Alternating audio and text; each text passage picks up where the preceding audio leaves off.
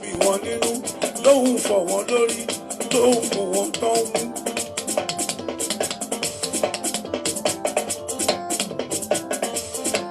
aláwọn wèrè wọn ní lógo wọn ní lógo aláwọn wèrè wọn ní lógo wèrè wọn ní lógo wèrè wọn dájọ́ mọ̀ wèrè wọn lẹ́nu bẹ̀ wọn dájọ́ mọ̀ 1 2 3 4 ẹ̀yin onípa ọmọdé ìgbẹ́ ló lè kú. à ń jára wa sí fàájì lọ́wọ́lọ́wọ́ under Bobby promotion ní London ìyọ̀ǹda mi mú sí ní Yorùbá balaye ọkọ̀ tálájà káfáyà tú àjọ kẹrùn ọmọ ọ̀lẹ́gbàmọ́ olùṣàbí òṣè o. Bobby mi àléèyàn ni ó ṣe èèyàn gan ẹ jẹ́ ká yà kí tábà tún lọlé àtúntò. Bobby mi àléèyàn ni ó ṣe èèyàn gan ẹ jẹ́ ká yà kí tábà tún lọlé àtúntò.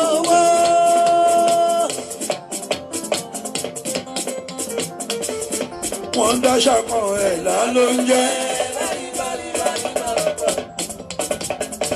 wọ́n máa ń dáṣà kan ẹ̀là ló ń jẹ́. ẹ̀là ojú kan ẹ̀là part 1 ẹ̀là part 2 wọ́n tún fọwọ́ bojú ẹ̀là ojú kan.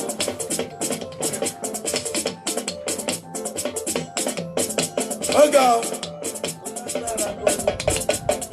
ẹ̀yin orí mi gbádùn láwà bàbá ajáyé Bobby lọ́wọ́lọ́wọ́ àbúrò Tálájà Mádínà tù mí ṣọ̀tẹ̀ ìyẹn ṣọ̀tẹ̀ Mádínà tù ayáláyé aya Balógun Àlàdé àtẹ̀mí Balógun níjẹ̀bú Òde ọdún bá ṣọ̀tẹ̀ ọdún bá ṣọ̀tẹ̀.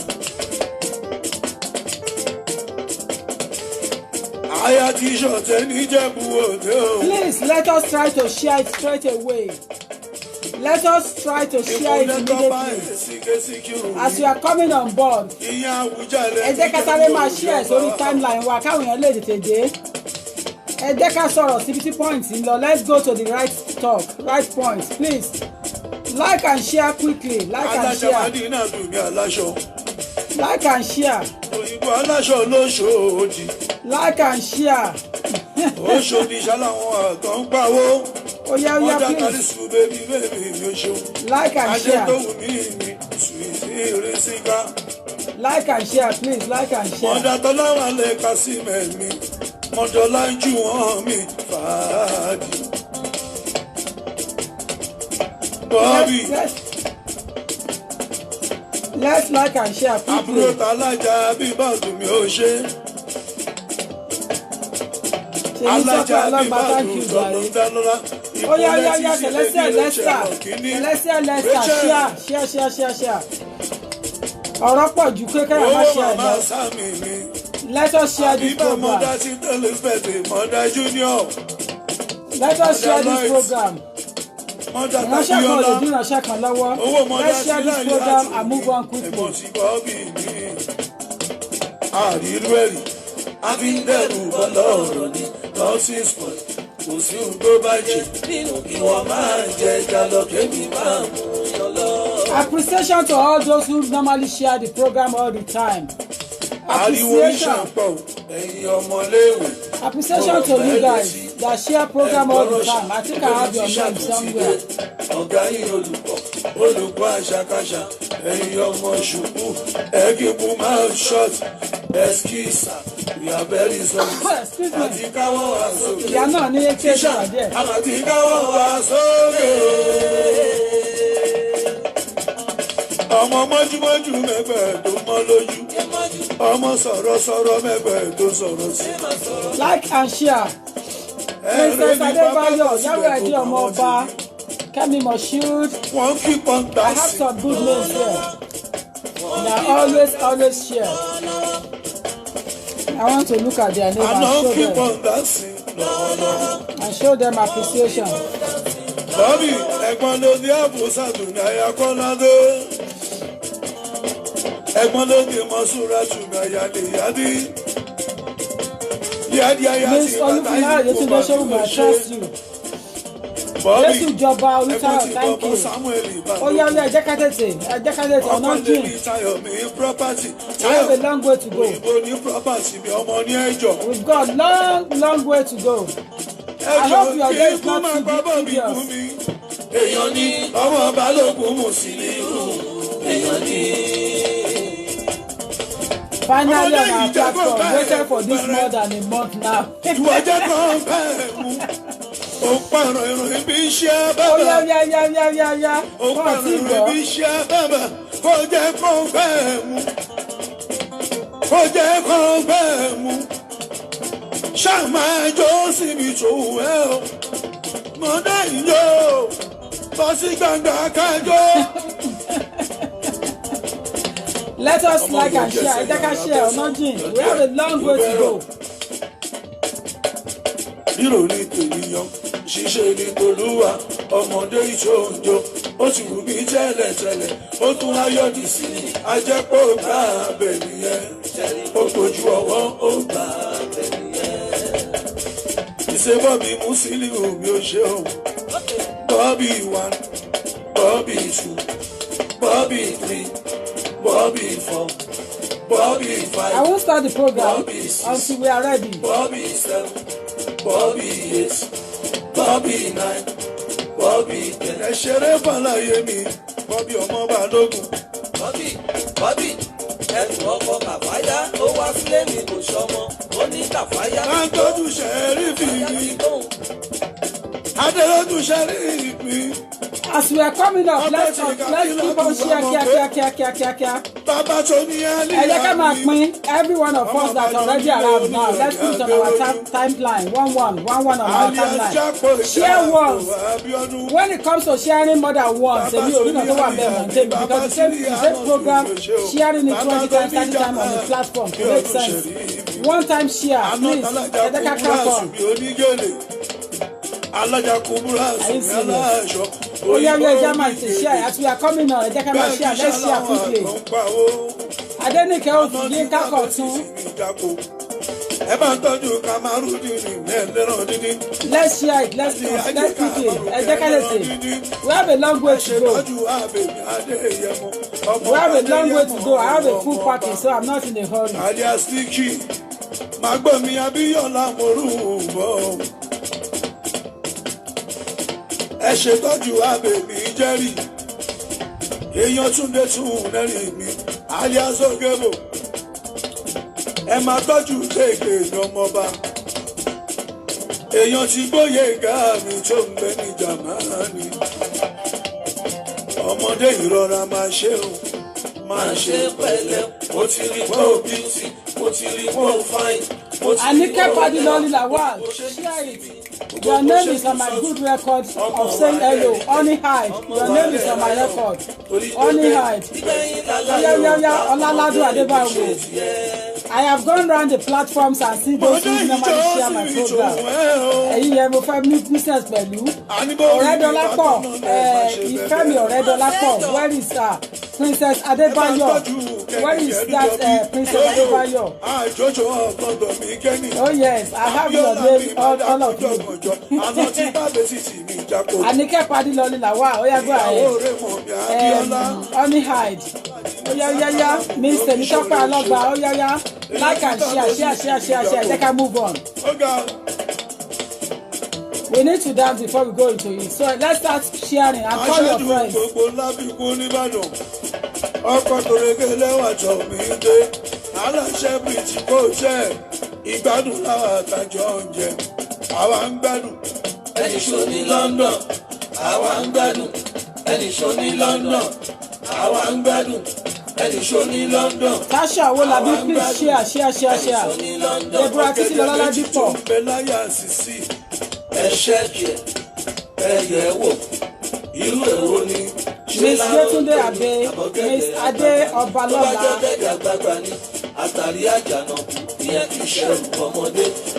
It's a serious topic, but I want to relax us before we go in.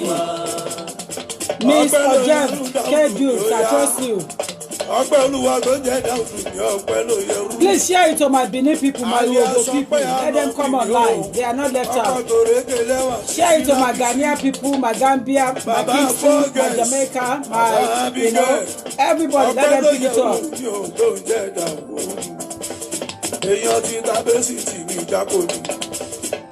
No time to wait. Exactly. Olasunbo Omolola, please share. Deborah Titilola Ladipo, thank you. Oya Kebio, ẹ̀fí àpò ẹ̀fí ìsìpọ̀jù. Àwọn tó jẹ́ bẹ́ẹ̀ kí ló ń jẹ́ fi ìsìpọ̀jù. Makosco yìí kárí àṣẹ my brother from another one. Ọmọ ọba ni o. Ọkọ̀ọ̀kùnrin láti bàjẹ́. Ojúlóge Fọláṣadé ṣíà. Ọkọ̀ọ̀kùnrin láti bàjẹ́. Ofori Olúwa Ọlábìdòyè, thank you, shared already. Good afternoon, Makosto Yinka, share please. Temitope Alogba, share. Everybody share. We need more. We have a long way to go.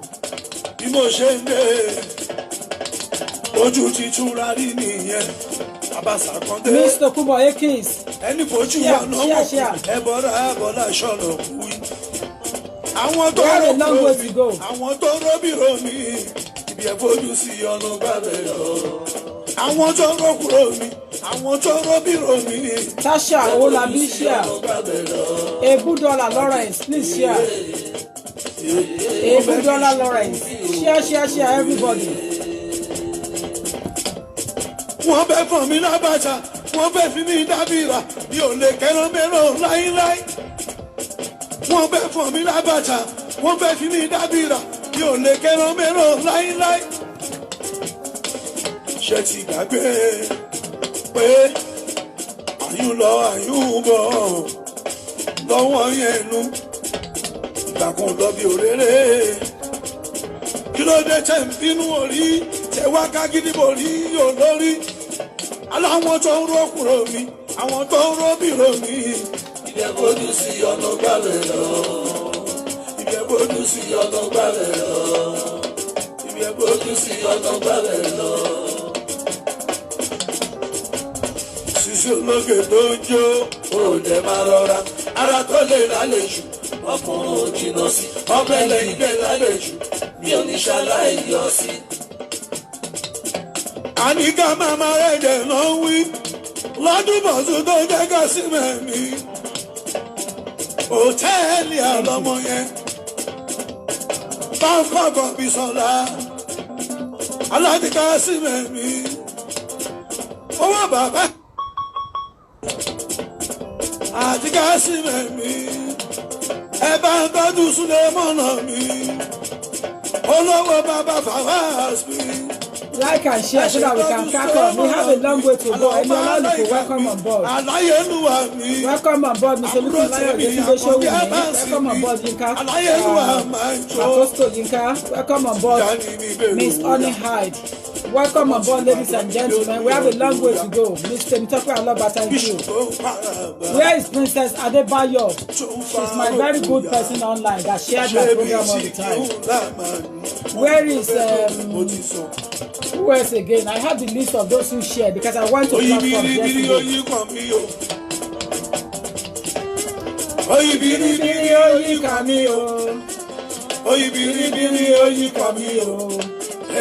Àánú Olúwa ló yí kan mí o.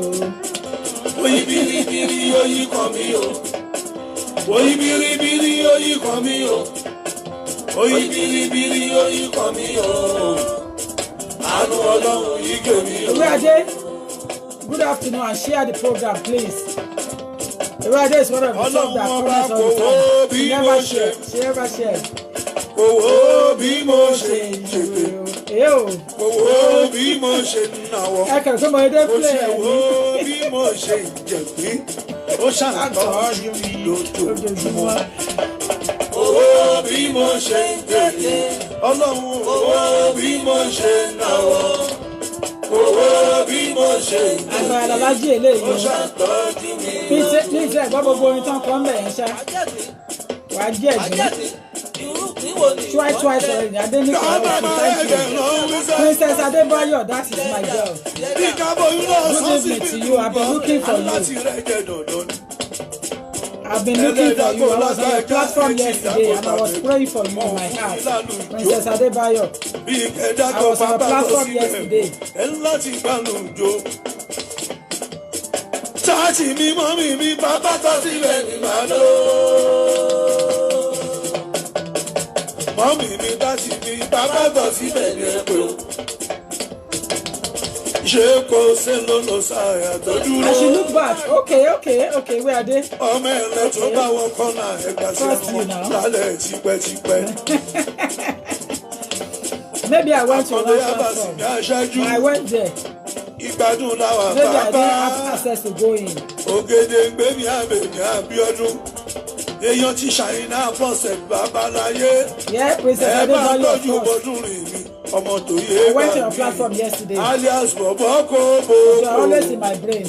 Ẹ̀gbọ́n tàbí My brain is Dèmí always sharp. ọmọ tó jọ Ìgbò. So I check on people whenever Abídèmí I ọmọ want tó to. jọ Ìgbò bí ó gbéra tán.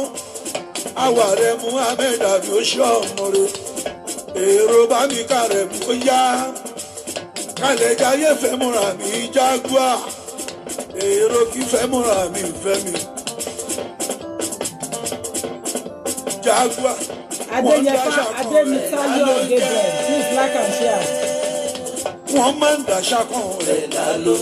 Thank you there. Ojú kan, ẹ̀la Miss part one, Rogers, ẹ̀la part two, ẹ̀la part one, ẹ̀la part two, wọ́n tún fọwọ́ bojú, ẹ̀la ojú kan. Èèyàn máa ń ṣúdí, wọ́n ń ṣomi wáìtì ọmọ rẹ̀. Èèyàn tó lù bá olùmbà mi. Miss Kemi Kemo, Ẹ bá ń tọ́jú like and olùmbà mi. share.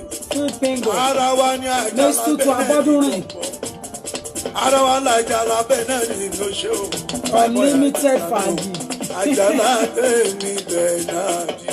Ojevwe Dubs, Ojevwe Dubs. Kábíyèsí fún ọlọ́mọge olójú ẹ̀sìpírò.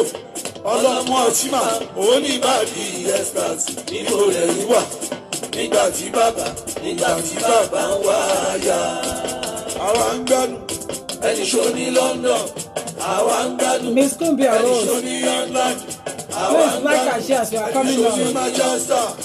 Àwa ń gbádùn ẹni ṣó ní Birmingham. Àwa ń gbádùn ẹni ṣó ní Glasgow. Òkè àwa ń gbádùn ẹni ṣó I ní know you will enjoy it. ọmọ bórí mi bá tán náà lẹ̀ máa ṣe bẹ́bẹ̀ o. Ẹrú tó bá mọ núrò ló mọ pẹ́lú. Ọkùnrin tó bá mọ gègbè ló mowó ná. Ọlọ́mọge tó bá mọ gbà lálálálá. Ìwọ kò máa yà ṣẹ́kù ṣẹ́gẹ̀ ló yá o. When you are ready, I'm ready, but we are not ready yet. Miss Olaide Ogundimu, good evening. Ọlọ́mọge my what dear. are you talking? I wonder. Ọlọ́mọge ṣubú London bèrè. Yakata, is that Wọ́n lọ sọ what you wípé mo pọ̀. Mo ti gbà wípé mo pọ̀. Àmọ́ owó kọ́ nífẹ̀ẹ́. Má tẹ́ ẹ lọ́rùn pẹ̀lú kìíní. Tó bá lè fẹ́ mi. Má tẹ́ ẹ lọ́rùn pẹ̀lú kìíní. Tó bá lè fẹ́ mi. Má tẹ́ ẹ lọ́rùn pẹ̀lú kìíní. Kìíní mi lónìí. Má tẹ́ ẹ lọ́rùn pẹ̀lú kìíní. Pẹ̀lú kìíní. Ọmọ àwa ń gbádùn sílẹ̀. Ẹni ṣó ní London. Àwa ń gbádùn. Ẹni ṣó lọ́dọ̀ yà ṣá ní London. As we are coming on board, let's like and share. We need to share it on our platform. We want to draw attention more people to this platform for this topic. We want to be seriously, at the same time we'll be emotional, aggressive, be happy, but we'll go to the point so nobody can stop anybody. You are entitled to your point. You are entitled to make comments, and you have to phone in. Opinion, you have to call in. We are going to be taking your opinion.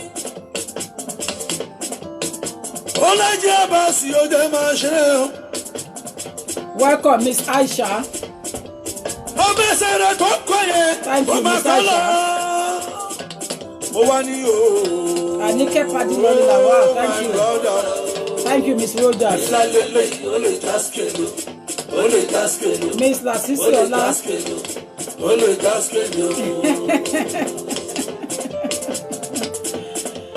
Miss Lasisi Ola. Òyìnbó tí mo gbọ́ nítorí tọ̀ síbẹ̀ ṣòtòtò bàbà látò payé àtòmíyálè tí kí wọ́n tó sí ń tó ṣé kí n tọ̀ síbẹ̀ kó yàtọ̀ síbẹ̀. I have lists of names that share program already. Ìwà ṣàbí kẹ́mú máa bí kẹ́mi.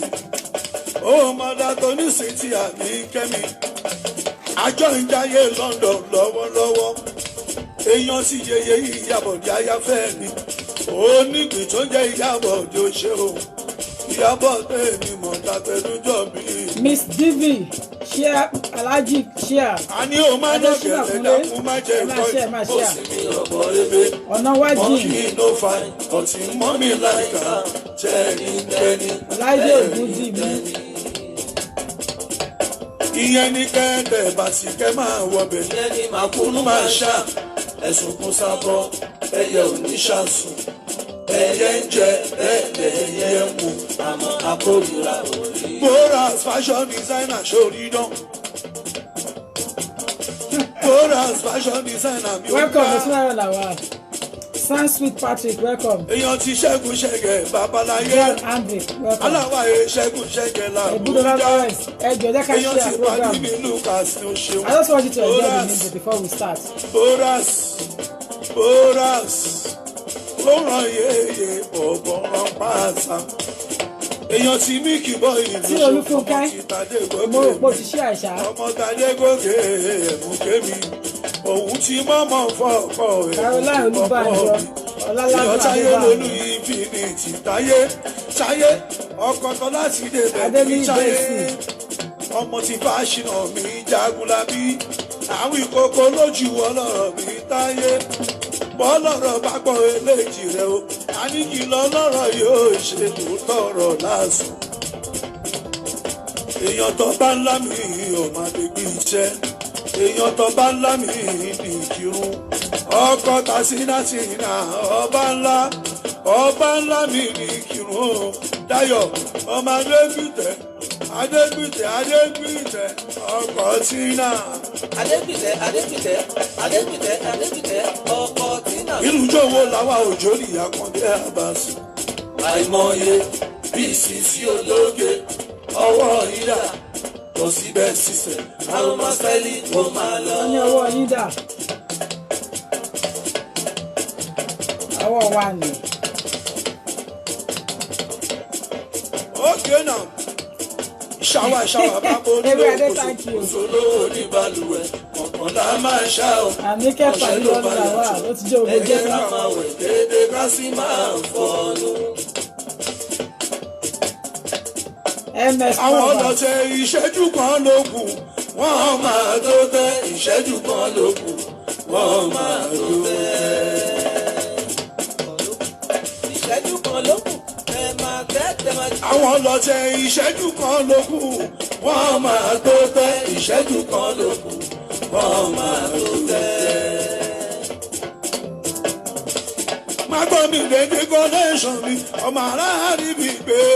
San Sweet Patrick. láti gbé bá mi kí lè yí. ti lèdè connection mi àbúrò ti bàlájì sí àgbà mi. èyí lọ́mọ Princess Adébáyọ̀ Òkè. Adéyínká Badmus. ti lèdè connection mi. ẹ̀gbọ́n ti lèdè kan rush baby ọmọge rọ̀ṣí dàdú dáadáa. Okay now. Àwọn tèèyàn mi má tún gbèdé o, òkèdè ń gbé o. Àwọn tí agbógun gbòòrò àti pọ̀pọ̀ lójú ogun ló sí mi. Ọbásíkò máa dákọjọ́ ọjọ́ ara wa ni. Bàbá tẹnujọ bí eléjì rẹ̀ Ọbásíkò. Olúmídé mú gbàdúrà Abẹ́kúndé. Èèyàn táwọn èsù ṣẹ́gun ṣẹ́gẹ̀mí ẹ̀gbọ́n wálé. Ìyẹn wálé àwọn èsù mi ọmọ ọba. Oníkẹ̀kẹ́ tó jẹ́ mu sí kò gbéra tán. Èèyàn tó ní kẹ̀kẹ́ wá sí mi lè kó. Èèyàn tó lómi tútù padì mi mú fún. Àwòtà ìdè Jamiu mi eléré pa. Máa gbómi Àjíbọ́lá mi àjìsìn babaláyé. Ẹkùn ọkọ̀ taṣọ́lì bèbí mi Àjíbọ́lá. Èèyàn tí ta àgbàlagbà òye mi yọ̀ mí. Ìyẹn yọ̀ mí bọ́bọ̀ sí mi yọ̀ mí. Kò sórí mi ọkọ̀ tàbí kí bèbí. Èèyàn tí bóyé láwálí. Àwọn olúwọlé mi fèsì sórí náà. Ṣìfowó lábí mi kú kalẹ̀ ṣọ́ba lójú. ọkọ táyé lóru eléjì ló ń ṣeun ó máa gbọ́ mi dáre fáwọn mi dáre àbúrò tí lè wọ́n fáwọn mi. If you look at the topic we put out there, ọlọ́rẹ̀wájú tàbí kìsórí náà. I don't know which angle you want to take it from, but I am fully prepared. Nothing comes to me in a big time, in a big way, or as a surprise. I always prepare my head, prepare my brain, prepare everything. So it's well prepared.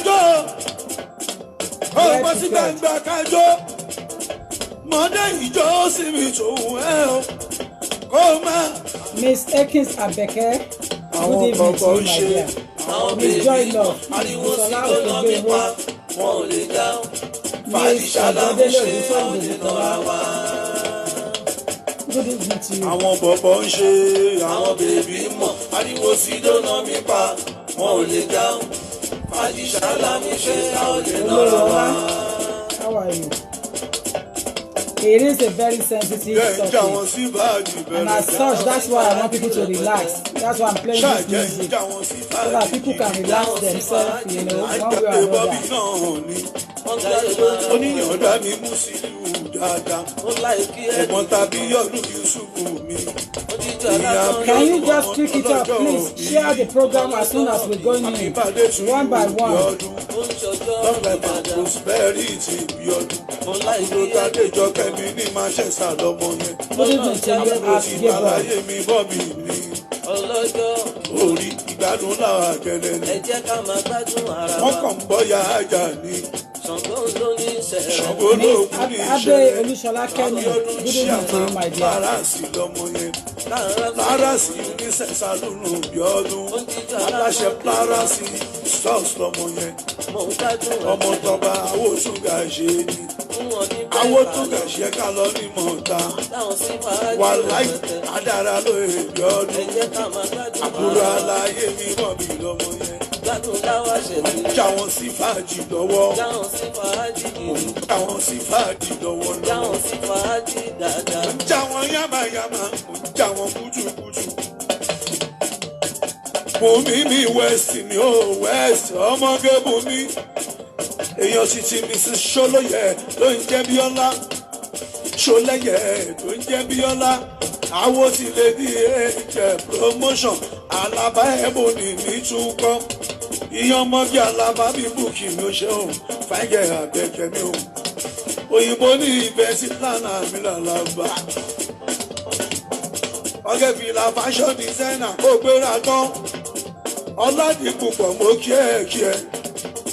Òbíkì ẹkùn ọkọ̀ tó rékè làwọn mi Adéròkè.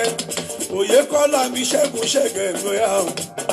Aláṣẹ mọ̀ ní transfer mi Ṣẹ́gun. Ókè náà, àwa ń gbádùn ẹni ṣó ní London. Àwa ń gbádùn ẹni ṣó ní London. Àwa ń gbádùn ẹni ṣó ní London. Ó yá kẹyẹ wò. Bóyá ọmọ tó ló lẹ̀kẹ̀ ni bóyá ọmọ tó ló lẹ̀kẹ̀ ni. Pátá ń jábọ́ ọmọge lọ́ra ṣòkòtò. Pátá ń jábọ́. Ẹ bá mi yẹ̀ wò. Bóyá ọmọ tó ló lẹ̀kẹ̀ ni bóyá ọmọ tó ló bèbè ni. Ọlọ́mọgèlè ní Àlíyà rọra o. Àlíyà òun tó wà nílẹ̀ yìí lékú. Ìbàdí Àlíyà yìí lékú. Ìbàdí Àlíyà yìí gàgọ́ ni. Ẹrù lọ́mọlé ní Àlíyà yẹn o. Ṣẹ́ni òyìnbó aláwọ̀ funfun. Àkàndé tó bá tẹ̀rí ẹ̀ sí mo mọ̀ pé orí òyìnbó lè pa. Ẹrù lọ́mọ Àlíyà yẹn. Àbúrò tí kàrí sí yàkàrí. Wọ́n tó fi ṣe ìbàdí kó máa wọ́n tó fi ṣe ìbàdí. I know you are expecting me to crack on, but I want you to relax yourself. Wọ́n nítorí bá ọ̀tọ́ kẹ́sìkò àyà mi ń já wí ẹ̀rù ń bà mí torí tọmọdé ìfi ṣe bàjẹ́ òyìnbó bó torí tọmọdé ìfi ṣe bàjẹ́. Èèyàn nana bèbí mi nana ẹ̀kọ́ mọ̀ Ghana o. I want you to relax yourself. Ajáyé Bọ́bì lọ́wọ́lọ́wọ́. Aláṣẹ Bọ́bì promotion. Bọ́bì motors. Bọ́bì hairdressing salon. Bọ́bì properties. Bọ́bì developer. Bọ́bì ní àléèyàn ni ó ṣe èèyàn gan ẹ jẹ́ ká yà kí tá bá tún lọ lé àtúngbòwò bọ́bí mi àléèyàn ni ó ṣe yàn gan ẹ jẹ́ ká yà kí bàbá tún lọ.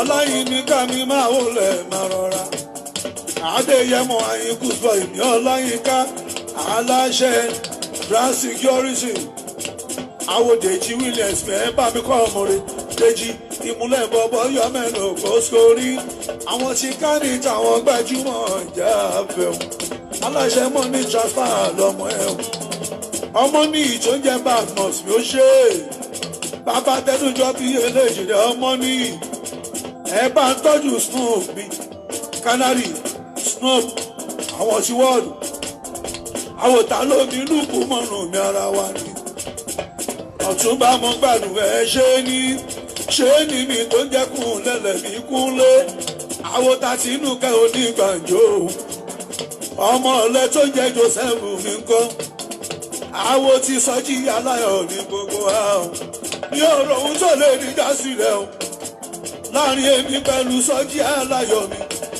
ọmọ ẹlẹ́ni kan ló lè ní dásílẹ̀ Sọjí ọmọ ẹlẹ́ tó wà níbẹ̀ yẹn fi sára kù mí ó lè ní dásílẹ̀ kù mí gbọ́dọ̀ ní dásílẹ̀ àti wà tipẹ́tipẹ́ látàrí alálùmọ́lẹ̀ àdẹ̀ṣíwà bámú tó fi dàyé alálùmọ́jẹ.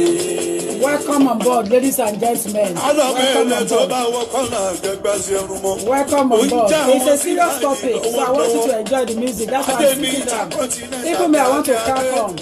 Àjọ ń jayé nílùú London bàbá dọ́jọ́ wáyé níbùdó ìjìnlẹ̀ gbèsùmọ́ èèyàn ti táyé fàṣínà babaláyé àìfinítì dáìtọ̀ mi táyé lólú ẹkùn ọkọ̀tọ̀ láti ilé rẹ̀ ní táyé èèyàn tọba lọ́la ṣàyínà mi dáhùn òyìnbó ló ń jẹ ṣàyínà mi dáhùn ẹ má jẹ oúnjẹ kó jẹ àkàndé o oúnjẹ olúwa ṣìnà ni ẹ máa jẹ ṣàyínà ọba lọ́la ọba lọ́la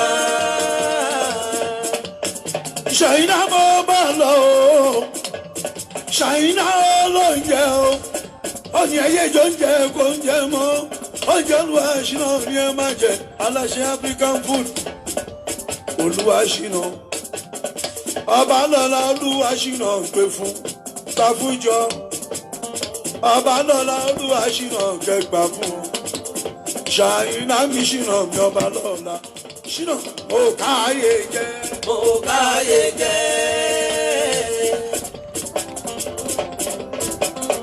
ọba lọ́la olúwa ṣìnà mo káyé jẹ. èmi káyé jẹ ní tèmi. BBB yẹn tí Olúfúnkẹ́ BBB. èmi káyé jẹ ní tèmi. mo káyé jẹ. ọba lọ́la ṣìnà mo káyé jẹ. Miss Taiwo, congratulations. ọba lọ́la olúwa ṣìnà bàbá ẹ̀ ọba ni. Ìwé ìlà fẹ́ gbé kí lè ṣẹlẹ̀. ọba lọ́la olúwa Take it ṣìnà easy now. bàbá ẹ̀ ọba ni. èèyàn ti táyé bá ṣìnà bàbá ẹ̀ ọba ni. Mr. Taofeek Hassan, thank you my brother. bàbá ẹ̀ ọba ni. Miss Karen Ambush, my very sister. How are ọ̀gá you ẹ̀mí doing tèmi today? ọ̀gá yẹmi ẹ̀ kí dàpọ̀ dàpọ̀ Ṣé yóò ọ̀gá tẹ̀lé ẹ̀mí fàṣírí sí yín lọ́wọ́ ni? Why should the whole world know that this is a wig? àjọ ìjáyé nílùú London lọ́wọ́lọ́wọ́ LTO platform, ó ga fún yín. LTO okay platform, now ayé ẹ bá mi kí dàpọ̀ LTO platform, ó ga fún yín. LTO platform. máa gbọ́ mi alájí sùn àmì ọmọ ńlá ìṣèṣòro ajúdìrí mi sùn àmì ọmọ ńlá wà níbi ó ṣe mo dúpẹ́ àbúrò tí Miss mi Adekunle kẹ́lá is wà well níbi with you, my ẹ̀gbọ́n wa sister. Miss Adekunle wo wo sátì mi? ramọ́nì mi àjàdí àdé mi. Ọ̀rọ̀ lórí ẹ̀ tí máa ti parí jíìn tán, jẹ́ tó rọ́ mi mo ti jẹ́. ọmọ mo já kẹ́kẹ́ mi tó jẹ́ ṣẹ́rí. You send me an errand, I have delivered your message to the person you asked me to deliver ó ti your lọ message sọ to. pé ó bá Miss ṣe dání ó Adekunle. ti So, dé ọkàn lọmọ tó jẹ́ ṣẹ́rí bèbí ó ṣeun ó ti di ọtọmátìkì aláàjì ọkọ rẹ̀ mi bèbí mi first come bàbá first tó serve, bí laugh. ṣìnà ẹ̀ Honestly, it's clear. ṣẹ́ríbì ọmọ ti di aláàjì Miss Taiwo, I delivered your message. What next? Ó ti kórèdé o láti ìlú Mẹ́kà. Gbogbo àdúrà tó ṣe ní Mẹ́kà ló gbà. Gbogbo àdúrà tó ṣe ní Mẹ́kà ló gbà. Gbogbo ẹ̀ lọ́lọ́wọ́ bá Elédùmarè ló fọwọ́ sí. Ǹjẹ́ yàrá ọba tẹ̀ ń jó ìfẹ́ ẹni ẹlẹ́ni? I don't blame you. Oríṣiríṣi kan níbẹ̀ yẹn ìjẹ́ ńlá lónìí. Ẹ wò mí mo oríṣiríṣi kan níbẹ̀ yẹn ìjẹ́ ńlá lónìí. Ọwọ́ bá tẹ̀sí sí ẹ̀ máa fi bẹ́ẹ̀ bá ṣeré. Ẹ jọ ọwọ́ bá tẹ̀sí sí ẹ̀ máa fi bẹ́ẹ̀ bá ṣeré. Màá lólówó orí mi jọ̀wọ́ bá mi ṣe bí wọ́n ṣe ń ṣe ní kò fi bẹ́ẹ̀ ní mi lórí. Orógún yan lọ balẹ̀ òtẹ̀bà kọ́kọ́ nílé. Ogun yan lọ balẹ̀ òtẹ̀bà kọ́kọ́ nílé. Pátá tó bá wà lọ́bẹ̀ ó wà lè ló máa jẹ́. Ṣàkì tó bá wà lọ́bẹ̀ ó wà lè ló máa jẹ́. Ẹ̀jọ̀ tó bá wà lọ́bẹ̀ àlè ló máa jẹ́. Bọ̀kọ̀tọ̀ tó bá wà lọ́bẹ̀. I know you are all waiting before you come on board. It doesn't bother me how many people watch you. I don't care. I am still going to do the topic. I am still going to enjoy the music. Because happiness is free. It's up to you to make yourself happy in life. Happiness is free. I don't want anybody an apology. So this is an happiness method. The topic is so emotional, but sometimes you have to make yourself happy once you still have your life. Honestly, to Olufunke, Becky Asabe, welcome, my dear. Leroy Miller, thank you, dear. Ọ̀ṣunbà Aláàjì Rasaki ló yà ó. Mr. Ayílára, welcome. Lábílẹ̀ kan tó jẹ́ Rasaki mi Adébáyọ̀. Happiness is free. Aláṣẹ Rosemeg designer mi Rosemeg Motors. So start thinking of somebody that doesn't want you thinking of. Mama mi Adéjọkẹ́ always máa wò lẹ́ẹ̀mọ́ra àbámá ìpàdé. Màmá ní Rashidi. Always àṣírí èèyàn mi ní. Èèyàn tó pé ìyá mi ní bá tọ́jọ́ pé ìyá mi. Yes, I know you too, Mr. Adekunle. Thank you. Olórí Aláàjì Rashidi ní always. Always sójà Rashidi ní always. Èèyàn Táyọ̀ tó jẹ́ Jamiu ní Adédùn. Èèyàn ti Ṣọlá Dangote mi ọmọ báwo. Èèyàn Táláyé tó lówó jù. Àlàyé mi tó lówó jù mi kọ́.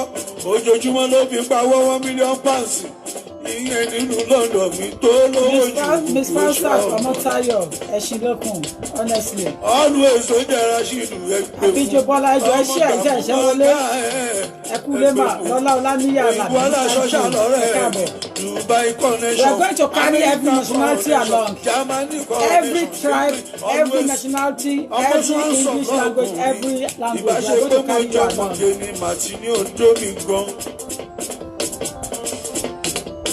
Ìbáṣe pé mo jóbìnrin, màá ti ní ọlá mi, màá ní o máa gbọ́ mi kò máa gbọ́ mi níwájú. Gbọ́ mi níwájú òòtò pẹ̀lẹ́ yìí. Bàbá.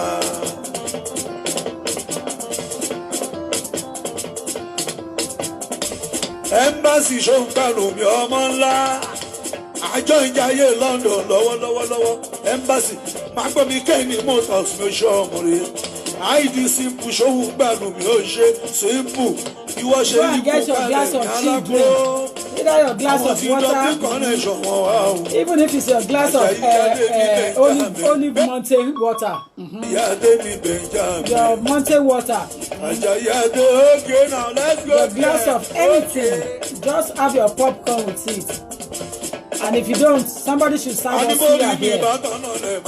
Somebody can serve us in Kobe. Somebody can also serve us Today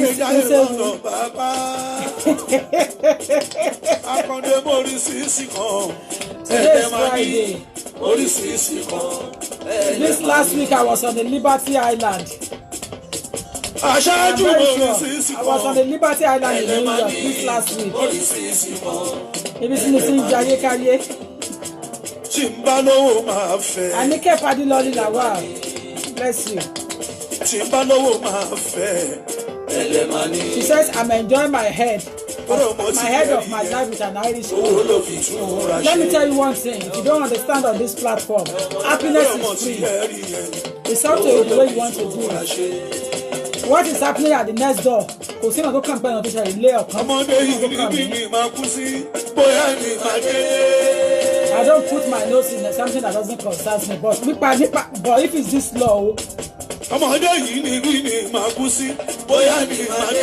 This law, we put our nose there. On law, anything to do with law matter. As long as it's interesting, and I have done it and make money for me in the past, and I've got money through it, I'll treat the topic. Oh, you're from Kapanuga.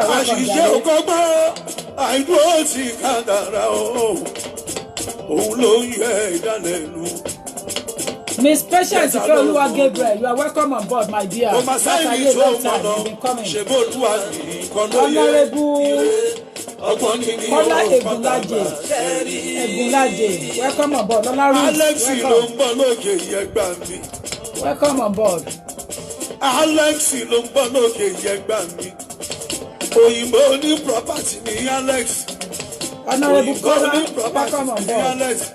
See Olufunke, welcome on board.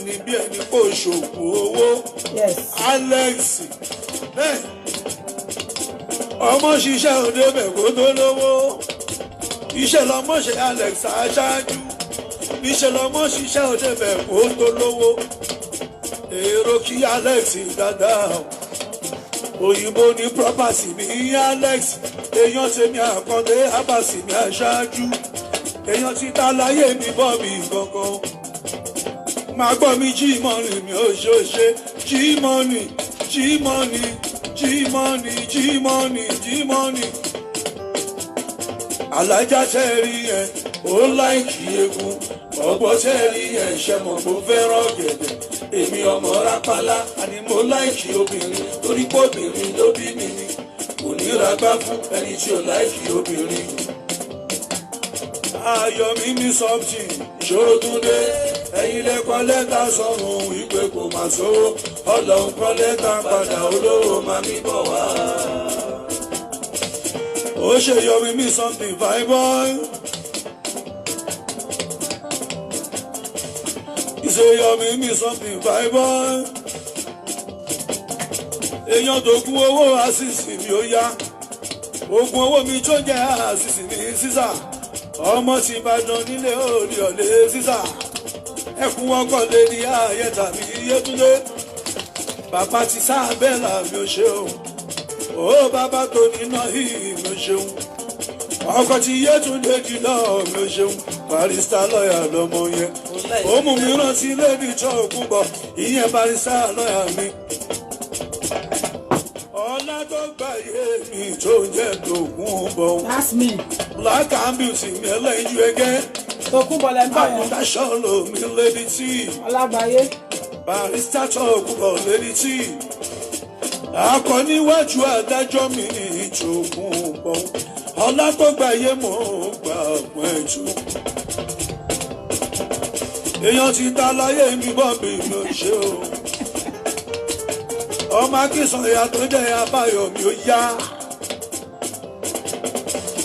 Ọkọ tó rékélé àlóyún sọ́lá Adùnní Adé mi. Ọmọ Tàtàndá Musa Kálámù Yomi something. Bàbá ti máyé dá mi. Ó bàbá tó ní Martin mi o. Èèyàn tó Olúmídé mú gbádùn mi ò ṣe o. Akíntẹ̀wé mi ẹ̀ ṣeré Olúmídé. Ọkọ̀ fún kẹ́bẹ̀bí ni bàbá Daniel. Àwo tó yé bá mi jí mi ọba alájà o. Ọba alájà ọkọ̀ tí Mọ́sùlá tó bá ń gẹ́. Àwo tayọ̀ tó jẹ́ ìṣirò mi ara wa ni. Ẹ bá ń tọ́jú máa rí omi ọlá ni wú.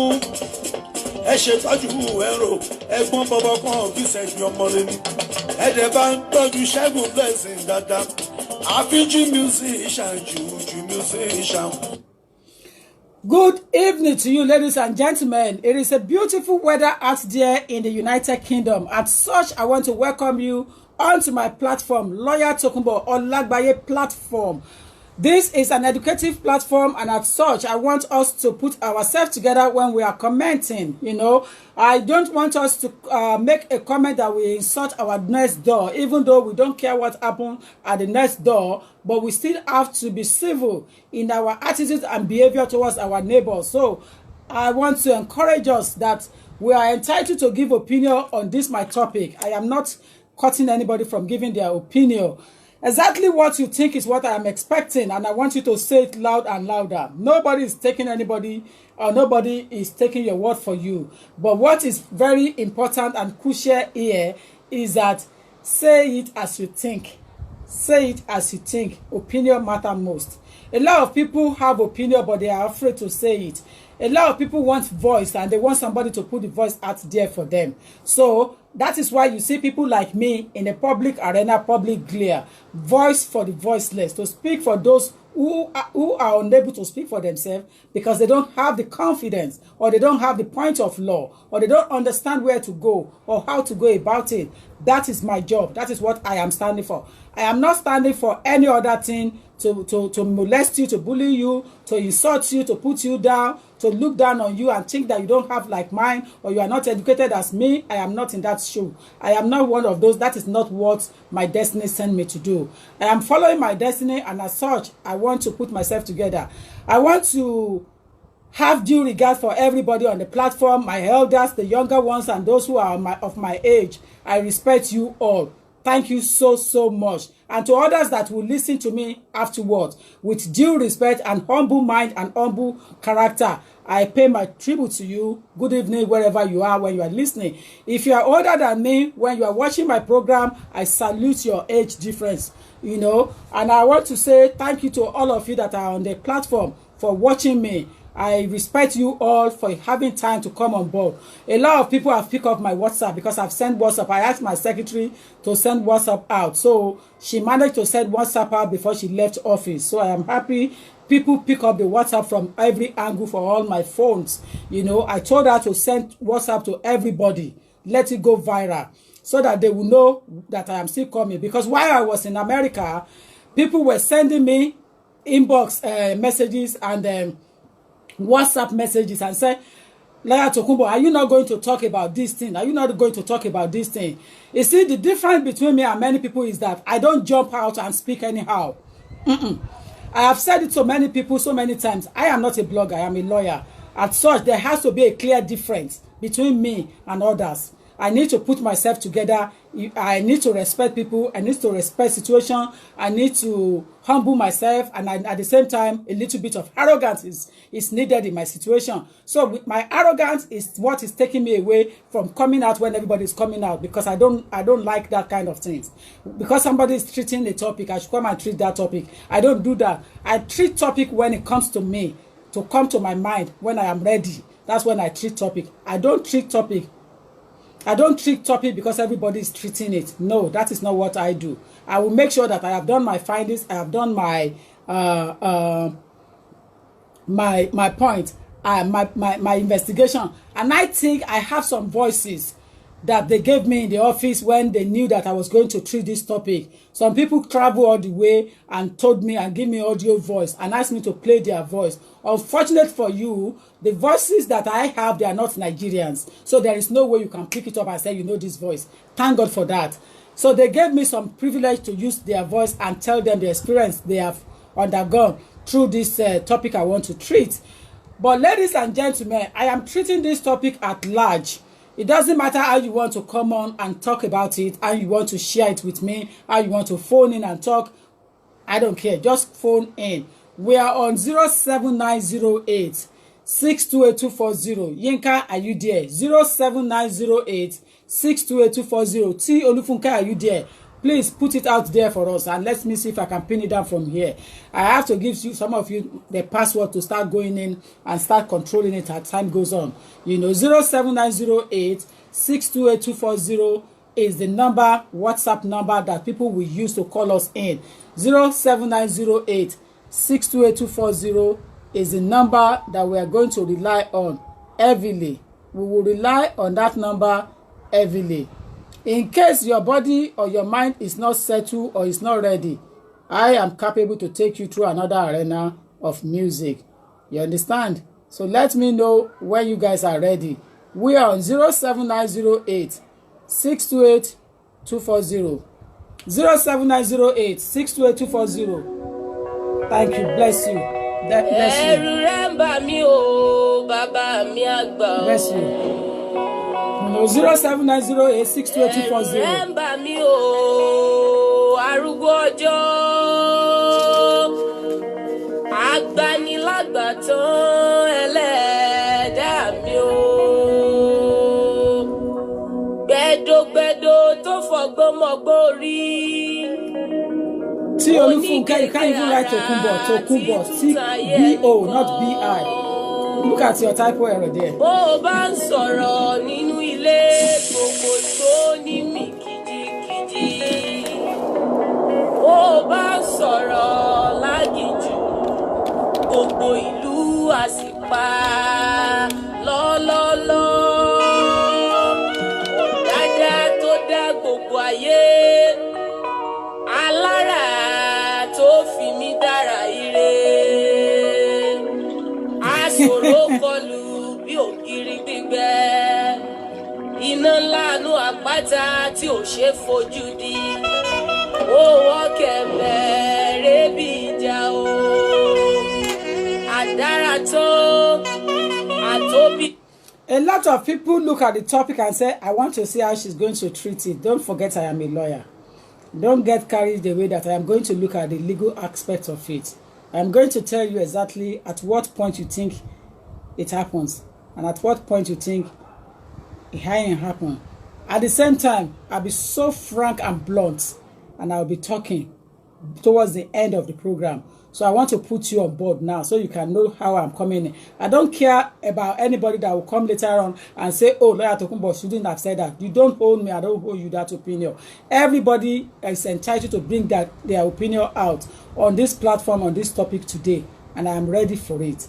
Before I bring this topic, don't forget, somebody else has already looked at it and said, okay, it's fine. Go ahead. So I don't hold anybody else, any discussion. Except apart from you guys here that we are working together, that we are listening together, honestly. So let's crack on. What constitutes rape? It's not a rape. It's what constitutes rape. I have told the person who prepared the flyer to correct the grammar because they make a typographical error. There is no A there. What constitutes rape? What would you say? At what stage would you say this is rape?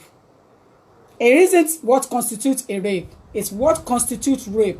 I have told them to correct their grammar, their error, typographical error. But it appears that the flyer is not coming back on time. So I have to ignore them and start the topic straight away. What constitutes rape? It's the question I'm asking you.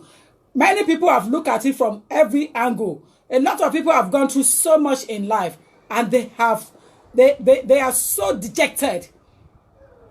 They have gone through rape situation in life.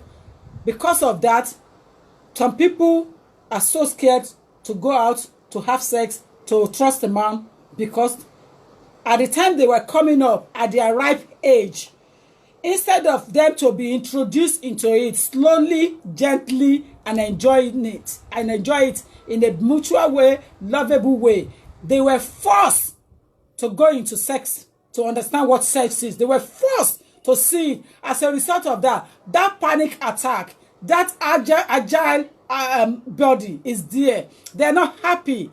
They're not happy at all because they're scared. A lot of people are scared of going into sexual relationship with a man because they have undergone something that they don't want. They're not interested. They were forced into it.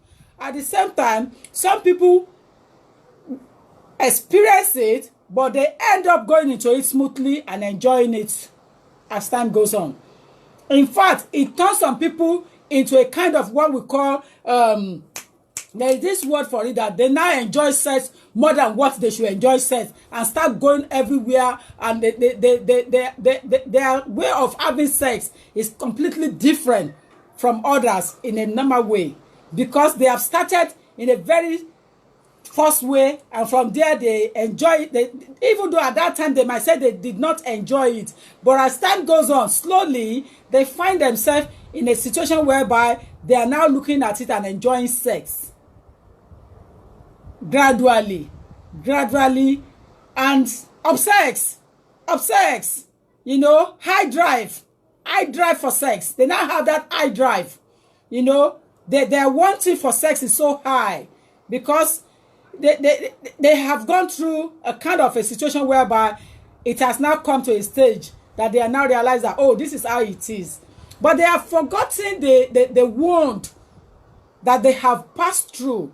It's like when a woman is at the labor ward, when having kids, they will curse the husband or the partner that put them to that stage because of the pain they are going through. And some people can even say, I will never have sex in my lifetime again. They can say it, but it's a lie. As soon as that child come out of their body, let them see that thing again, cucumber. They will be more than happy and be ready to enjoy that sex again, even if it's the second day that they have come out of the labor ward, because they are now at home, they have cleaned up, the body has relaxed, and they have forgotten the pain that they have passed through in the labor ward. Ladies and gentlemen, I am looking at exactly what you think could constitute to the English of rape. The Metropolitan Police in the United Kingdom have done a lot of research. The CPS Crown Prosecution Service have undergone a lot of research to look at exactly, because CPS represents HM, which is a Majestic Queen in the UK, taking cases on from the police and take it through the court, why defense lawyer like me will come up and defend it. So the CPS have done a lot of research, Crown Prosecution Service. The Metropolitan Police, which is the officers, the police in the United Kingdom, have undergone a lot of searches and see. It is only recently, when we say recently, about 10 some years downward, that the government and the police have now started taking it serious that rape is not a joking matter, that rape is now a serious issue. Now, if you work in an environment like hospital, whereby they have to test a woman whether it is true you have passed through this or not, you will understand what I am saying. Sometimes a lot of people go through bruises. They have bruises. For example, a young person that is just coming up, about 15, 16, 17, that has not been opened up before, have not met a man before, and is being forced to have sex, she would definitely have bruises. A 17, 16, 15 that hasn't met a guy before, have never done sex before, it will be done in a bad way. It will be done in a bad way. So, ladies and gentlemen, I want us to be very, very, very attentive. You know, I want us to see it in a different way. So I want us to pay attention clearly to this. I'm on 07908 628 240. Exactly. When we are leaving our comment, there will be some people online that have passed through this serious issue, and they are still undergoing the emotional turmoil. So I want us to respect that area.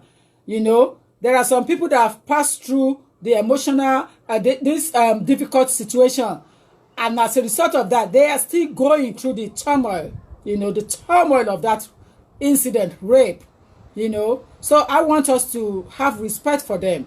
You know, a new CPS campaign focuses on cases where two adults know each other and attempt to debunk some of the myths around sex offenses. Now, two people genuinely love each other, genuinely, possibly winking and fancy each other somehow, sometimes at some stage. Especially when it's the lady that fancy that guy so much and draw the attention of the guy to her. Now, she wasn't thinking that it's a brutal guy, it's a violent guy, he's going to do something bad to her, because she might be naive towards that area and not have that full understanding as to when to draw attention and when not to draw attention. So both of them are going out possibly or having chat and talking and enjoying that talk, you know. But at some stage, they happen to start going out, eating together, drink together, do things together. They find themselves in bed. Listen carefully. I am giving you a scenario now before you start calling in. They found themselves in bed. Now, because she loves the guy, she loves the way the guy looks. You understand? She's enjoying that kind of, will I say, company at that time. But I think when they get to the bed, according to my scenario here, you know, you have to look at the scenario and look at what stage his consent is withdrawn. At what stage his consent is given for that sex to go through smoothly. The fact that they are two, the fact that they are going out together, the fact that they are enjoying each other's company, they chat together, they are the best telephone communication friend on the phone, on the Facebook, they chat together very well. It doesn't mean that you should not respect the stage when it says no, stop it. It does not mean that you should not respect the stage when she said, stop it, stop it, stop it. Before it's inserted, she has already screamed out and said, stop it, and push you. But because you have an elegant power, you are masculine, you are brave, you are stronger, and you have the strength, ability. You push her because your things has already arose. You were both in bed and you push her and then you went in. But she has already said, stop it, stop it, stop it. Now, if you look at it, beautiful. It is a free choice. It is mutual. It is not assumed and not a right of marriage. Not even to do with the clothes you wear.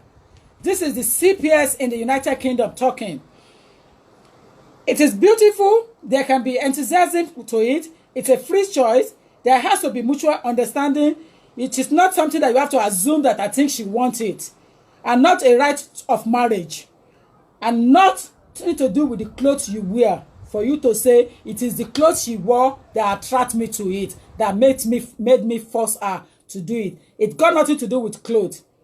It got nothing to do with marriage. The view that's been shared by many people about the campaign on rape is now going gaga. It's now going gaga. It's now going gaga. I am coming in a heavy way, but I am coming slowly. So only if you are here, you will enjoy it properly. I am coming in a way, but I am coming slowly. Now, the vast majority of people don't understand at what stage you give consent and at what stage you remove your consent. A lot of people don't understand it. A lot of people do not understand what stage you give consent and what stage you don't give your consent. So, as a result of that, you need to look at when both parties agree, sex is sex. When both parties agree, everybody seal their mouth in a romantic way, they are enjoying each other, it is a sex. Kissing, sucking, loving, sweet word, that is sex. That is sex. It will become rape. It will become rape. It will become rape at a point when she said, it's not he, it's the she that is always the victim. When she said, I am not interested, stop it.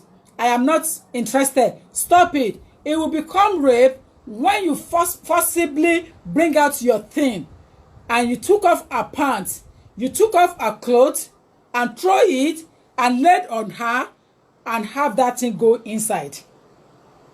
It become rape immediately. There is no consent there anymore because she has already said stop, stop, stop, stop.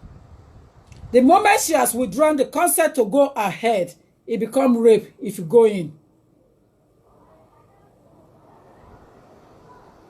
Now, according to the CPS research, some victims are still blamed in a way that they simply does not happen for others. In a way that they simply does not happen for others' crimes. If someone is boggled, listen carefully. if someone is boggled, the automatic response is not to ask, what did you do to deserve that? When somebody when they boggle someone's house, I am sure we will not be gullible, we will not be daft, we will not be stupid in our brain to ask that person and say, what did you do to deserve that? Why did they boggle your house? We have to pity the person and we have to find out those who do that. So you have to be looking for the perpetrator in the burglary incident. So follow me on carefully. If someone has their car stolen, they haven't. Yeah? If someone have their car stolen, historically been expected to go through their car ownership history to see if the theft could be blamed on some inadequacy in their own behavior to mitigate the guilt of the thief. You are not going to be asking some daft question. If a car is stolen, if a house is burgled, you will not ask question, what did you do to deserve it? Would you do that? I don't think anyone in this modern world or anyone in previous world will ever ask that question and say, what did you do to deserve it? If a house is burgled, the next thing is to be looking for perpetrator. The next thing is to inform the police. The next thing is to start this conducting investigation so that we can know who carried this incident on that person's house. We're not supposed to be asking the person that they burgled our house and ask question and say, what did you do? Why did they burgle you? He said the problem is that it is about time for us to refrain from ideology that the society is having, which means that a lot of people is having in their Costco head, that you drink alcohol too much, so you are the one that facilitates it, or the type of dress that you wore, you are the one that facilitates it. Caution your English and mind your language. It's not about the work, the dress. It's not about the dress you wear or about the drink or level of alcohol you drank. You too have a problem in your head when you are thinking in an evil mind to force somebody to have sex with you. So you cannot rape someone simply because they have drunk. You can't have sex with someone simply because they wore a mini clothes. It's not there. The issue is that for so long, the society is even blaming the victims. For so long, it's a long dated back matter issue that we have now realized that the society is blaming the victim. The society cannot blame victims because you have to look at the circumstances, situation around it. Usually the victims are women. They blame them for letting themselves be raped. And we are forgiving perpetrators, usually men, just like this, for acting on some kind of instinct from which they simply must be protected. No. You cannot blame someone because of the way they dress. It attracts somebody to come and have forced sex with them. No. You cannot say because somebody took alcohol, they have to be forcibly have sex with. No, you can't say that. You cannot even say because your stepdaughter is staying with you in the house, the next thing that is that you must have sex with your stepdaughter, your woman's daughter. No, you can't say that. Or you can't say that because you are a foster parent, you should allow your man to forcibly have sex in the house with a girl that you are fostering. No, it is against the law. It is unacceptable and it should not be encouraged. The dress, the situation doesn't warrant rape.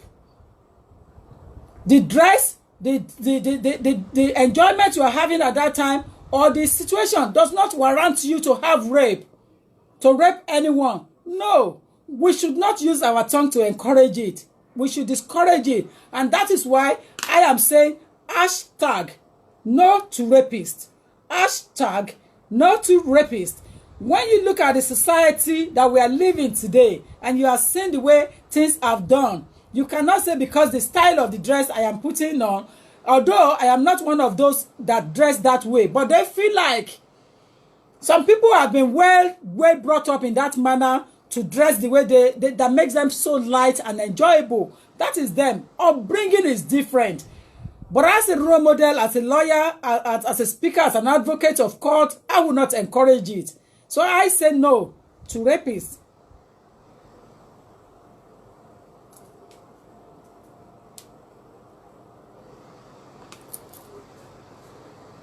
It is now becoming insulting,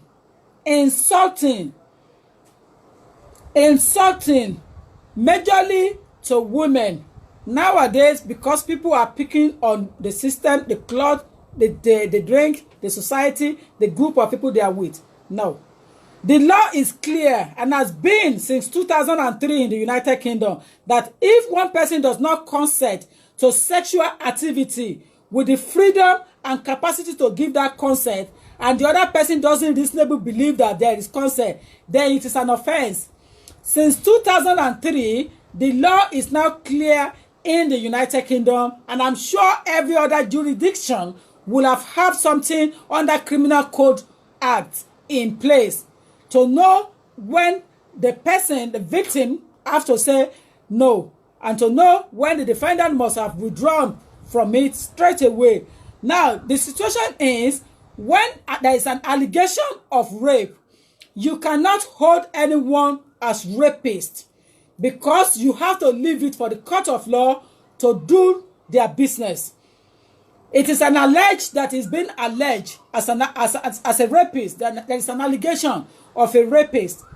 When you allege someone that has been a rapist, or somebody cried out and said somebody forcibly have sex with me, you cannot immediately jump at it and hashtag that person as rapist. You can't.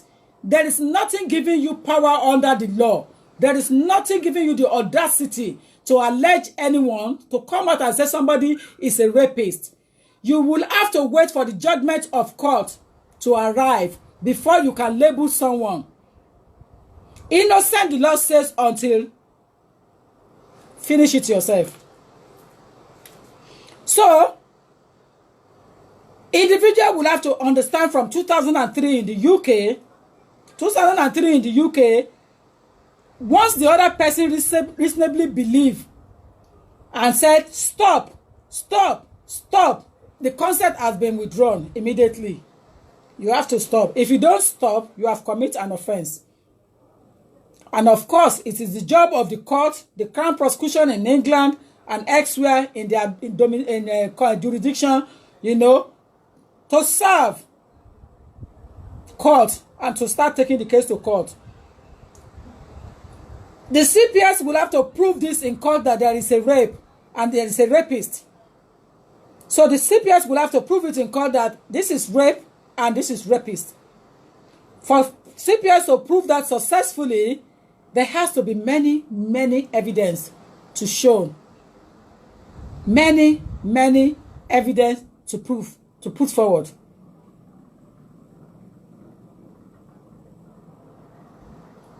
Until case come out from court, you cannot allege.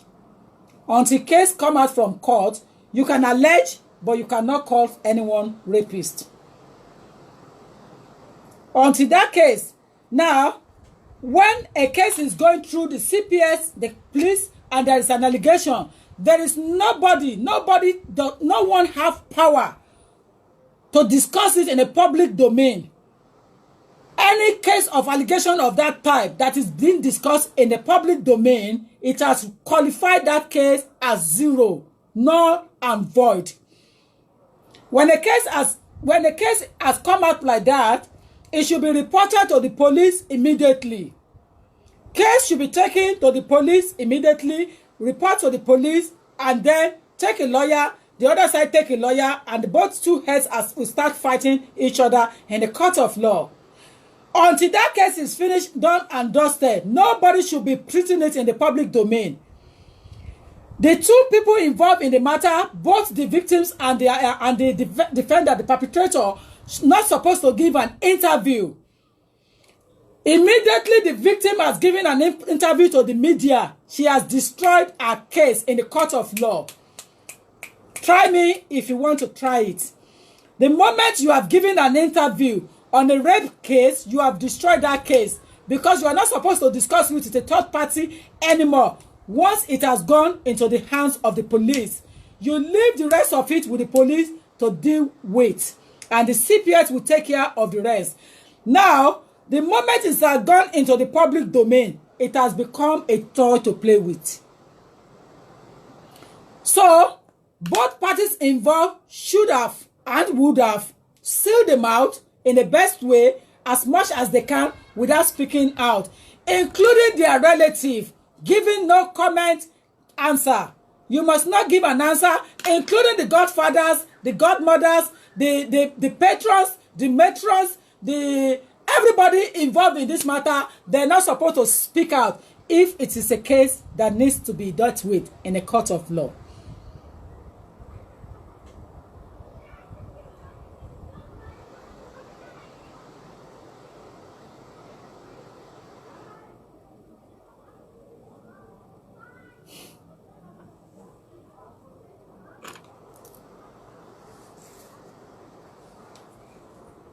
You have to look at the capacity.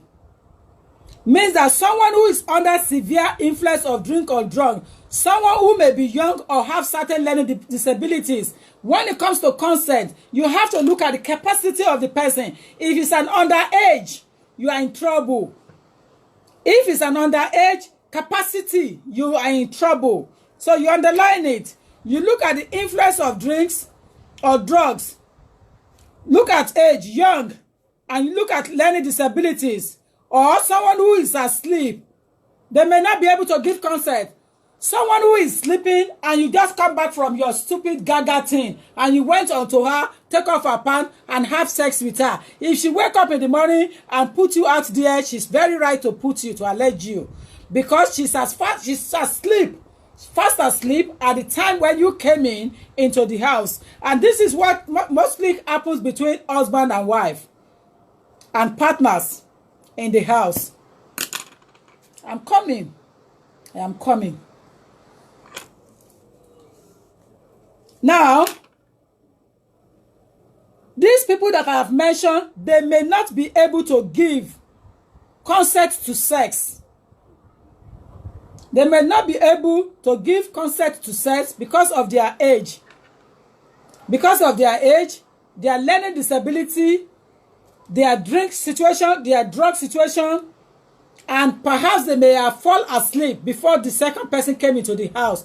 Those 5 people cannot give consent to sex at the time they had it or somebody put it into them. So if rape occurs and one of them is from this group, there is most likely there will be a conviction. Hold on. Hold on. I am coming.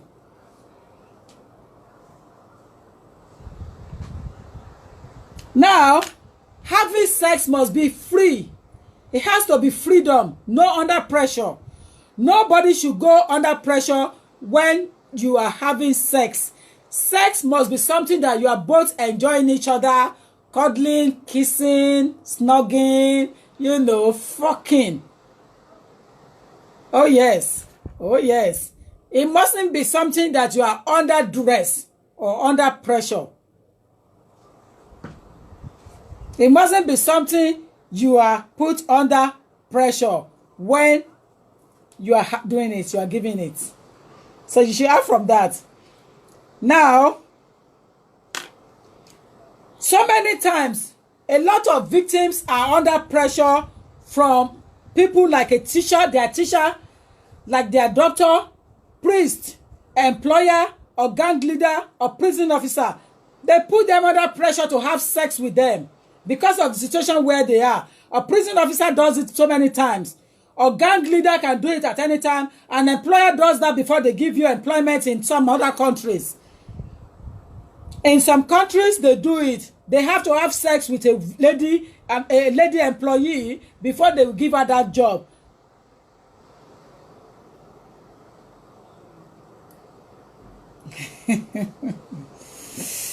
Yeah, paripa.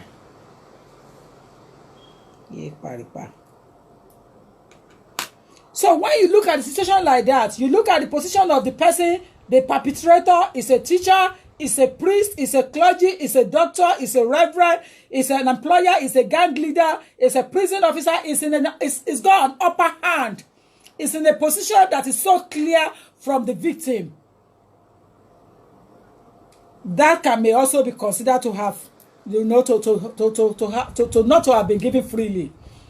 Yeah, it could be considered not to be given freely. because they have used power to get it. They have used their position to obtain it. They have using their authority over the other person to obtain that thing. As a result, he may not have been given freely. He may not have been consented to. The criminal justice system in the United Kingdom take this very serious and take it seriously. It takes it very serious. So if you look at the way I have analyzed things in that manner, I have looked at the age of the victim, the mental disability, mental situation of the victim.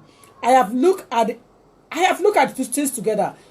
The mental situation, stability, whether the person was stable at the time or not, the age of the person, who was a young person. Of course, she may not have understood what it is or what she's getting into it. So you look at it, and you look at the perpetrator position, a gang leader, an employer, a priest, a clergy, a doctor, a teacher. You look at that position, a prison officer, they have power over that person. So they have upper hands. They have upper hands over that person. You know, they have upper hands, you know. So when you look at that situation, that takes me straight away into a provocative topic this evening. It put me straight into a position whereby you are talking about the Timi Dakolo and Biodun Fatoyinbo's case. Ladies and gentlemen, join me if you can join me on this provocative topic. I am ready. I'm on 0790862840. With the analysis I have put down and the way I have explained things, call in if you think Biodun Fatoyinbo had forced sex with that lady. Bisola also, or her name is called. Call in if you think there is rape or if you think there is no rape. I am waiting for you. Your phone call matters most to this topic.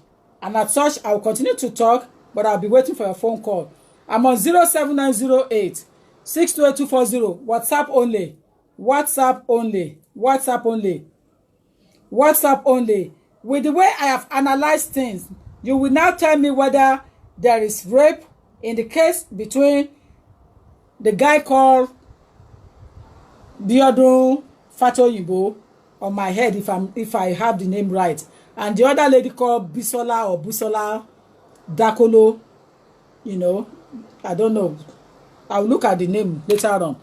You know, so you will now tell me whether you think rape occurs or not. You will tell me. So I can't wait to have you on my board. Hello. Hello. Hello, good evening, Auntie. Good evening to you, my dear. Are you calling us because of this topic? Yeah. Thank you. Please go ahead. About the issue of rape, I believe the pastor raped the lady. I believe he raped her. Maybe he victimized the lady. You know, the lady was very young then, like age 16. And he may have tried to victimize her, that he will kill her if she tells anybody. Or he may have promised her to do so many bad things. I believe he raped her. So she didn't have the boldness to tell people. If she tells people, the man may kill her or do something bad to her. You know, Nigerians, our mentality is very, very, it's not like the Oyibo stuff. So I believe the man raped her, and it is time for her to talk. When she got confidence in her husband, and she knows that the husband can help her out. Thank you. That's my view. Thank you. Thank you. The number is already pinned down there, ladies and gentlemen. Thank you. We're on 0790862840. Do you believe that there was rape in the situation scenario between Please go ahead. Hello? Yeah, hello dear. Hello? Yeah, please go ahead. Good evening. Good evening to you. Yes, ma'am. Yes. The problem we have in Nigeria is, number one, we tend to regard anyone that is in power, especially the pastors, the imams, and all that. So it's possibly the thing Bosola accused Pastor Fatoyinbo is true. to some extent, because some similar thing has happened to me. Because there was a time I went to a pastor to pray for me, and the pastor was touching my breast, saying that I was praying for me. And he did mention something that, if I pray for you and I sleep with you, with saying something like, the anointing on me is falling on top of me. I mean, the anointing on him should fall on me. You understand what I'm trying to say? So they always say, because we think we put them in high esteem. We think, oh, these people are really people that we should respect. These people are the people that are empowered. They have a good relationship with God. They like mouthpiece of God. So we tend to like believe whatever they say, fall under them. And what happened to Timmy Dakoto? Maybe number one, she could say that what would happen if you told people, would they believe her or would they not believe her? But now that she has come to the age where she could see that, okay, there's freedom of speech, she could say things and people will believe, and there is social media who can repost and make people aware of what is happening. So now I think that is why she now spoke up. I do believe that because it happened to me. If I had allowed the pastor then, the things would continue like that. And they'll start telling you that, okay, if you do that, you get more anointing from them because they've got anointing on them, that they will have more anointing. You too will have anointing, and you have that same grace to speak to God on their behalf, to pray to God, and God will listen to you. Because also, when I was a Muslim, I used to be a Muslim before we became Christians. So when I was a Muslim, I was still in Genesis 3 or thereabouts. I was still very young. I used to go to this Arabic school, which is called Ilekeu. And our father would tell the lady about my age then, the girls about my age then were about 5. I never knew that he had been sleeping with all of the 5 girls in that Ilekeu. He had been sleeping with them. So when he now had me, one day I was at home. It was Thursday, Friday. We don't go to do the Arabic lessons. So on Thursday, he sent somebody to come call me. Then I went there. Then she told me that that he likes me a lot. That in fact, if you want to marry, meanwhile this man I'm talking about has a wife, he has children. He said if you want to marry a second wife, like somebody about my age is going to marry and all that stuff and all that. It was saying kind of okay. He wants to have sex with me. Because I was from a very young age, I used to read books a lot. I read lots of magazines, so I have idea of people that the way they will cajole children to sleep with them. I told him, okay, I'm washing my uniform at home, that when I'll come back, so he allowed me go. But the thing is, when I told my family, my parents, my dad, they never believed me. So we have that issue because sometimes when the girl child wants to speak out, there's nobody that wants to listen to them. Nobody will believe them. My father did not believe me. I told my mother, I told my sisters, they did not believe me. My dad was still asking me to go to that same place to go to that Arabic lesson. So when I go to the Arabic lesson, if I don't go, he will flog me and drag me to that Arabic lesson, to that same place. And I will go there. After I go there, the same thing, the pastor was telling me that, you are lying. The Quran says you should not lie. The Quran says you should not lie because you said you were coming, you didn't come, and all that. Eventually, one of the girls about my age got pregnant for this outside. Mm-hmm. So, meanwhile, when one of the girls about my age that were doing that Arabic lessons that he has been sleeping with got pregnant. So the mother of the girl now like, now made everything public. Meanwhile, this same woman that this Alpha pregnanted her daughter was the same one my mom went to report to. So the mom was not like, okay, look at this girl now. When the Alpha said he wanted to sleep with her, she told her parents. Not until that girl got pregnant, that was when my father now believed me and said, okay, I shouldn't go to that place again. So the problem we have now, I think, is that time maybe she might have told her parents or somebody, but they won't believe her because they think she's lying or she thinks she has framed it up. So to some extent, yes, I do believe that. Yes, Pastor Ibo might do that because something like that has happened to me on several cases with Alpha and with a pastor. So possibly, yes, it could have happened, but she doesn't know who to speak to because even her own family would not listen to her. Her family will not even try to make her understand that, oh yes, what you are saying is true. So possibly, yes, it has happened. Thank you. Hello. Thank you, ma'am. Yeah, thank you, dear. Thank you. Yes, ma'am. Bye. Bye, dear. Next caller, please. 07908-628-240. We have number there. We have so many missed calls in between. 07908-628-240.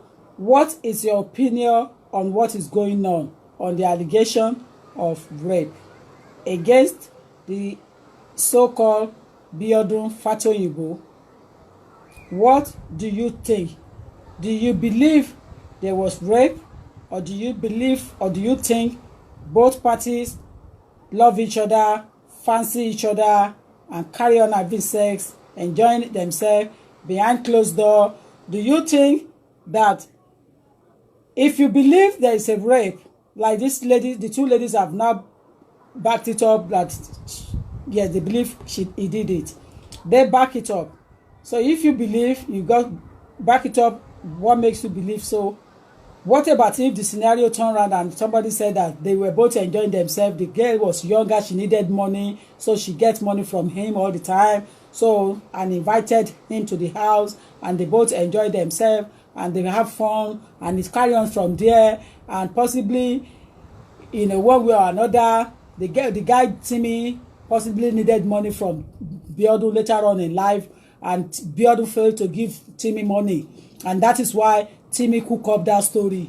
Maybe there was no rape. Maybe they were asking Biodun for money, and Biodun refused to give money. Maybe that's why they alleged Biodun of a rape matter. Ladies and gentlemen, I'm still here to Kumbolagbaye. Please go ahead. Please go ahead. Hello, good afternoon. Good evening to you. Thank you for calling. Good afternoon. Thank you. Yeah, please, I would love to ask every woman in the house, is it possible for us to think in this manner? Is there any woman that does not remember the person that is virgin in? Because this lady, a point that I picked is that when when Pastor Fatoyinbo slept with her, that blood dropped on the floor. That means this so-called pastor disvirgin her. If there wasn't even any, if it was just an agreed whatever, I still feel that she remembered that part of her virginity being taken away by the so-called pastor. So this is my part that I feel like concerned, that makes me feel like she was molested. You understand? I'm with you.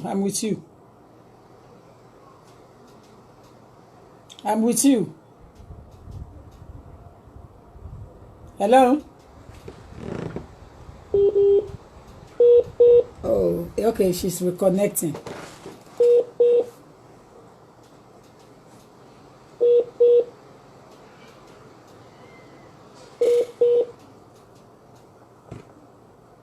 I think she's reconnecting.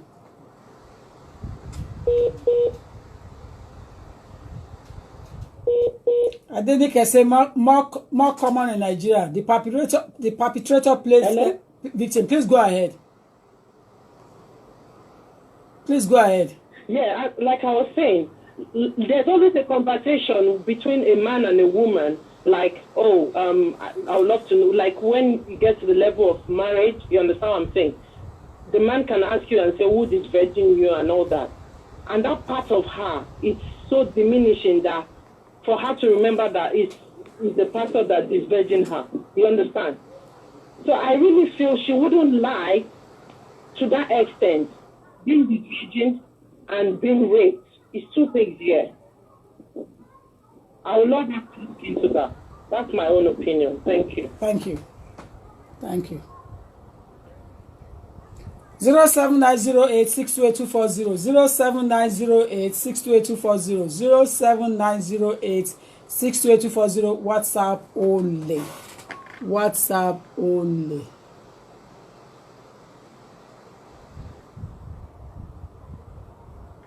tán èmi inú àwọn ọ̀run aládé ńlá ni ó ọlọ́wọ́ ńlá. Hello? Hello? Yeah, hello. Hello? Yeah, hello. Hello, is that lawyer Tokunbo? Yes, Alagbaye. Okay. Good afternoon, ma'am. Good afternoon, madam. Or sir. Yeah, no, he's a man that is speaking. Okay, good afternoon, sir. Sorry. In fact, yeah, please, I just want to commend you for the great work you have been doing. Thank you. And the only God that will just you and will bless you tremendously. Thank you. I think I'm the first man that will take part on this program, according to your topic. Yes. Let me. You are the first person. I'm just saying on your platform that will treat this issue. Most of the platform they get scared and they couldn't treat it. I think due to your background as a lawyer, that's why you are treating it. And my opinion, I will take it from the bottom. My name, when I was young, I'm a victim of rape by my cousin. I'm a man. You are a man. My cousin, she's a hold on, we want to enjoy you. We want to enjoy this thing very well. You are a man. Let's get this clear first so that my fans can follow us on. You are a man. Yes, I'm a man. And you are a victim of? Of rape. I will tell you how it happened.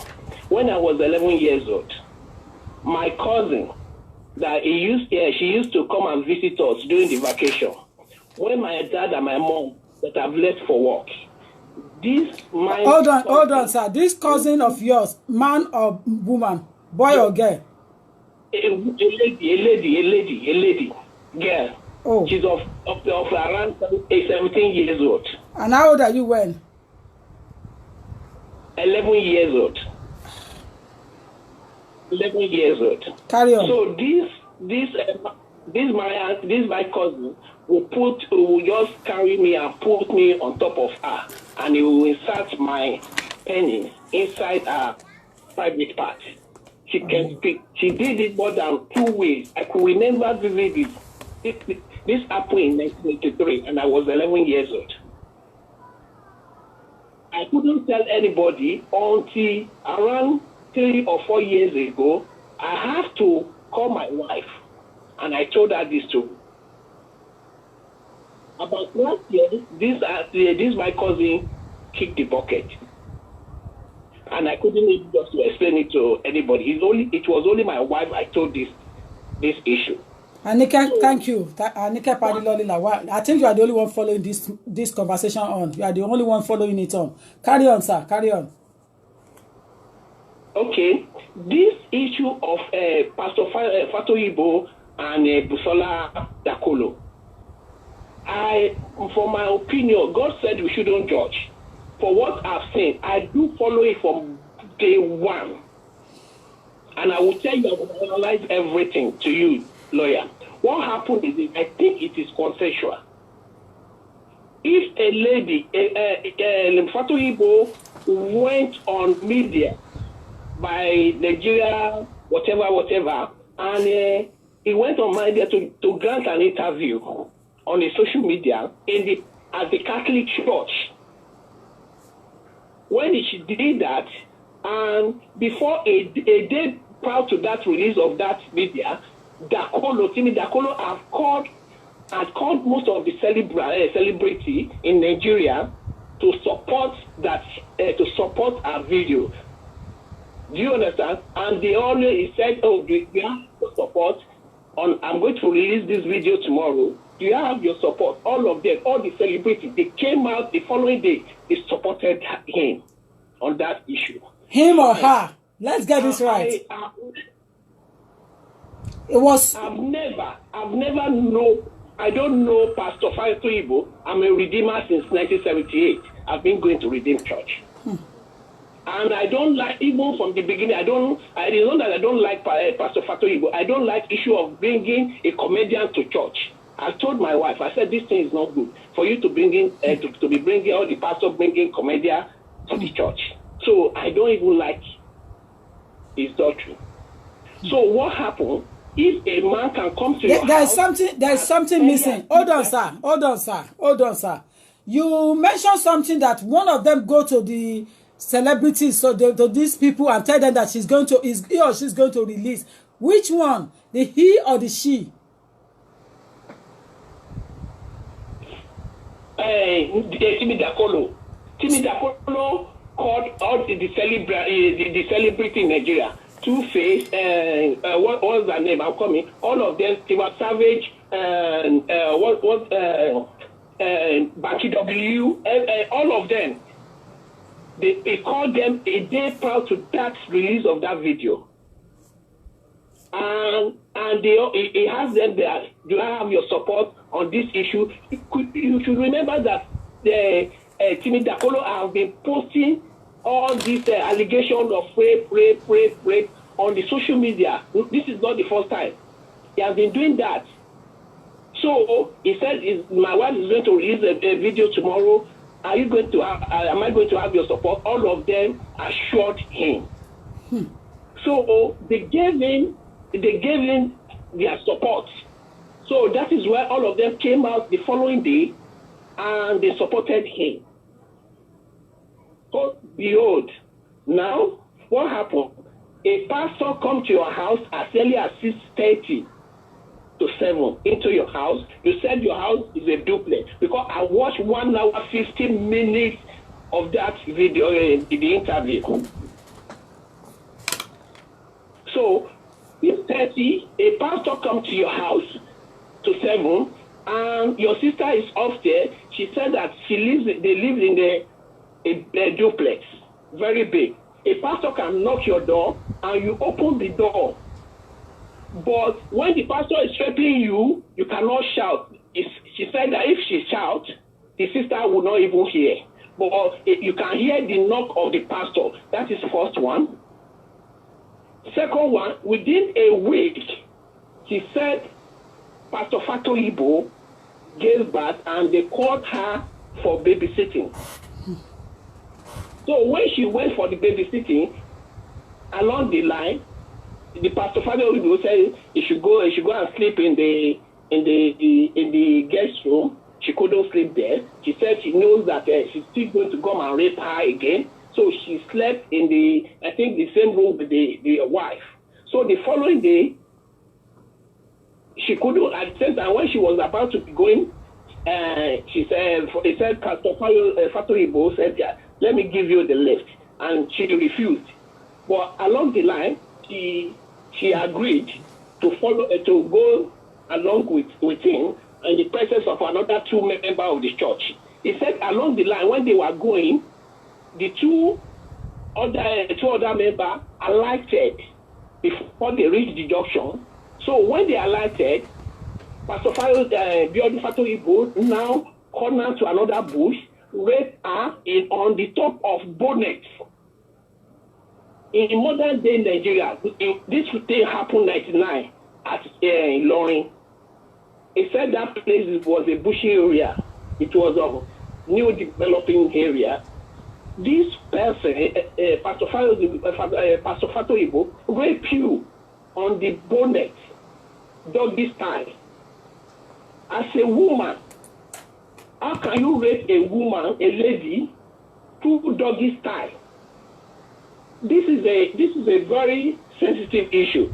Let's get this right. I have told people on this platform that they need to bear with us and follow us on quickly. Now you said that, sir, let's get this right.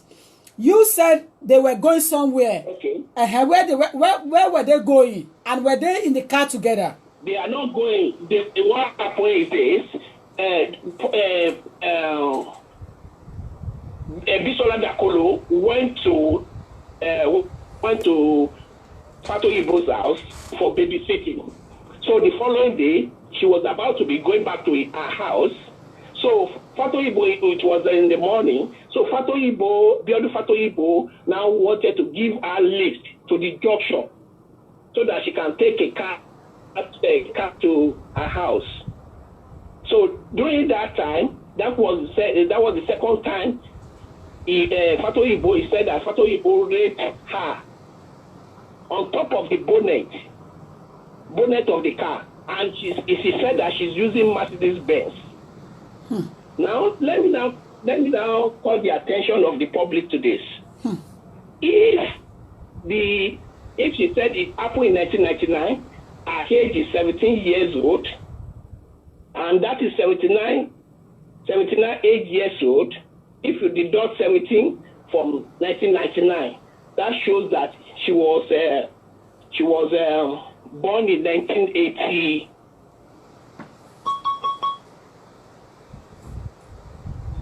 She was born in 1982, right? That is the age of SS student to finish secondary school, because that is 6 years in primary school, 6 years in secondary school. So that is 12 years, and you start your secondary school, your primary school, 5 years or 6 years, making 17 or 18. Every average student in Nigeria will finish your secondary school at age of 17 or 18. And she said she finished, when that thing happened in 1999, when she finished her secondary school. Now, the babysitting that she claimed, Cinderella Fatoyibo, was born in 2002. So Fatoyibo, they haven't got any child during that 99. So the woman was having a long delay. So they have their fourth child in 2002. So if they can have if they have their first child in 2002, and she's claiming that this thing happened 99, she didn't do her homework very well. This thing, she did not do the homework because 17 years, she was born in 1982, according to what she said. Because 17 years, she said probably 17 years, and that is the age of a secondary school leaver. So this thing, the Cinderella that she claimed she went for babysitting a week, that Fatoyibo raped her. That was 2002. If possible, Biodu Fatoyibo raped her, truly. So now, from 82 to 2002, 20 years old. Now, he said on top of Mercedes-Benz. Now, when the look of things, there's a Fatoyibo haven't got Mercedes-Benz. He used the first Mercedes-Benz Fatoyibo used was 2003. Our first car was Toyota 1977 or 75 model. Followed by another car. She used he bought another car. He sold that one. He bought another car. This because I've been following this rape case very well. I followed this Dakolo issue and a Fatoyibo. Now, the first Mercedes-Benz that Fatoyibo bought was 2003. So Bisola Dakolo, she did not do her own work very, very well. If she had done her own work, the tally, the age, the gap. These are the things that she will cross-examine when she gets to the court of law, and they will just dismiss the case, because all what you have been saying, the tally, the date, because they can't have the evidence, the semen, the year. It has been a very, very long time, 20 years ago. So now, all these things, the judge just throw it away, throw it out from the court. So, from my own point of view, I cannot say, and I cannot, because I wasn't there when this thing happened. But my opinion, it was consensual. Fatoyibo, they had an affair. So that affair, I don't know, but I know my opinion, they have an affair, and maybe something now go wrong. After something go wrong, Dakolo did not know it. I'm talking about Timi Dakolo, because the lady did not open up to him. When they got married, they did not marry in the church. So I think they married at the House of Fraud. So they did not marry in the Kosa. Sir, are you a pastor?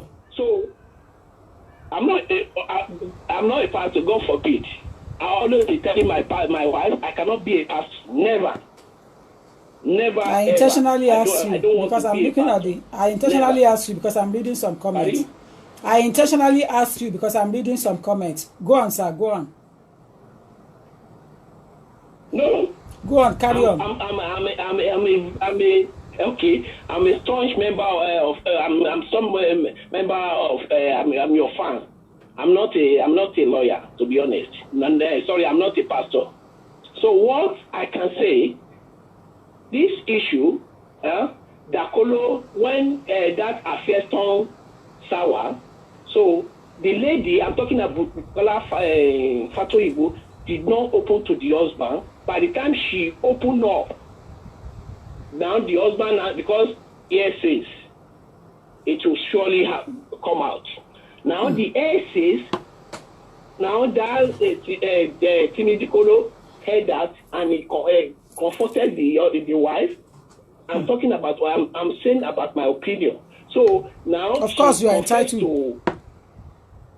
She confessed to the husband. So the husband now said, "Oh, you know, this man is a wealthy person. She can get money, but she will not tell the wife." That is why Dakolo was pushing this one. Timmy Dakolo was pushing this, and not forgetting my lawyer Tokunbo. Yes, sir. Dakolo was interviewed in 2011. 3 years ago. She said she met her wife virgin. That is the reason why she loved her so much. This thing is on Google. If you Google it, you will see it there. The interview with HITV. It was interviewed. She said she loved her wife so much she met her virginity. If that shows that you are telling from your own heart that you met your wife a virgin, and if you met your wife a virgin, can a lady be the virgin twice?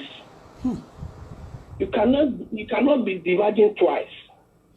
They did not plan this issue. Okay, so my lawyer, sir, the public to judge and pick the point out. All right, sir. Thank you, man. Thank you, sir. Thank you. God bless. Bless you, sir. You are entitled to your opinion. We are on 07908 628 You are entitled to your opinion. That is his own opinion. Oníṣẹ́ ńlá bàbá mi o.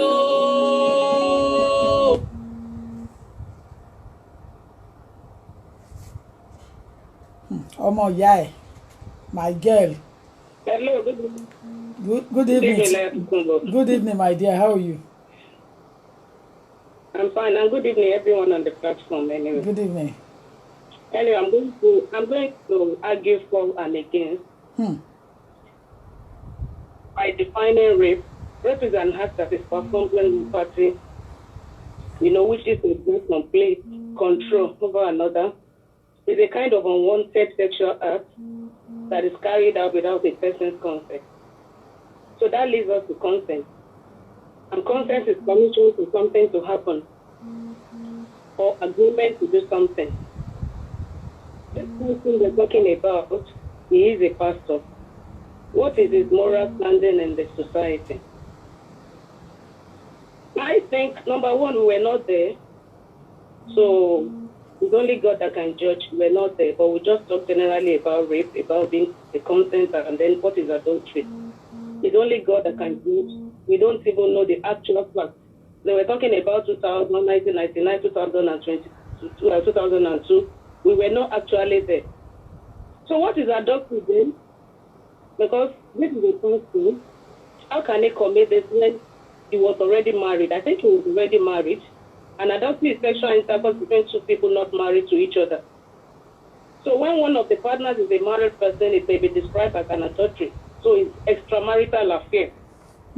But my problem is people were talking, they were saying, why did it take Busola to come out long? Why did it take long for her to come out? The problem is rape victims, they are actually traumatized, ashamed, and powerless. Most times it's out of control. I'm talking generally now. It may not be Busola. So the fear of the unknown is there.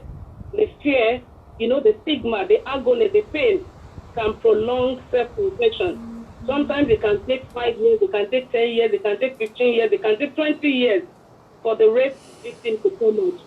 Because the pain is actually there, the reproach, the person is out of control. It may not be Busola this time, but it might actually take rape victim to come out. They don't come out, on time. It may be prolonged, it may take 5 or 10 years. And a typical example is the Bikosi case. The first rape he committed was actually in the mid-60s, long time ago. But after sufficient evidence and everything in 2018, when a lot of women came out, he was convicted and he was imprisoned. So we should stop blaming rape victims generally that, why did it take you a long time to come out? It actually takes years. It may take 10, 15 years. The shame, the fear and the stigmatization is always the problem. So people should stop asking that question. Why did it take long for you to come out? It's not a Grammy award. It's not a scholarship that people will be happy and proud of and they will jump out. So that's one we should raise that case, that it's not an easy thing. And then regarding the trending story that is going on online, God is the best person to judge what has happened between them. We're not there, so we can't be 100% sure. But whichever way you look at it, whether it is rape, consented or adultery, it is morally wrong for the pastor in question. He's a married man. If you look at the book of 1 Corinthians, chapter 5, chapter 6, and 1 Thessalonians, it will talk to you about adultery. God is against it. The Bible says everything that a man does is without the body. But he that committed adultery and fornication sinned against his own body. So everything that we commit is not with our own body. But when it comes to adultery, fornication, then it's against your own body. And we should know that our body is the temple of God. So invariably, God is telling us that we should abstain from it. Be it rape, be it adultery, be it fornication.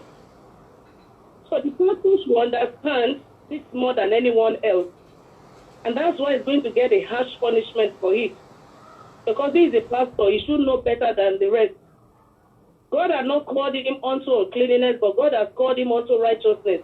And this is the reason why Baba Adeboye said we should go back to the traditional way of doing things. When a pastor is randy, when it's funky, definitely there will be problem in the future. When you are surrounded with women PA, all your secretaries, all the ladies in your church, all of them, they are your secretaries, they are your PA. Definitely you will be tempted. And that's why Baba Adeboye said he has never in his life employed a woman as a secretary or a PA. Because we are all, we are human. Definitely flesh may use him at one point or the other. So when you are being randy, you are being funky, you are putting on a chain and all that, you barb your hair all the time. I'm not saying we shouldn't be clean. I know cleanliness is next to godliness. But with a pastor, we need to do everything in moderation. So not just for the rape that is being treated, by everyone on Facebook, bloggers and everything. So my own point is I stand with the girl child any day, anytime. I stand with them. The case of rape and sexual harassment and everything is too much in our society. It's too much in our society. I'm not saying Busola is guilty or Pastor Fatoyibo is guilty. I'm just, talking generally. Because if you commit sin as a pastor 10, 20 years ago, you should know that one day everything will come to limelight and your name will be destroyed. If you Google his name now, this is what they're using to describe him. That pastor, that person, what has happened and all that. And then if I go back to, because I said I'm going to argue for and against, if I go back to Busola, I know later on this is going to affect her. This self-confession, I know. People who want to describe her as a lady who was raped, even her children in the school, they will describe her, they will mock her, they will mock the children, even the teachers, they will say, oh, that girl's small. she was raped and all that. Because I believe there is no smoke with fire.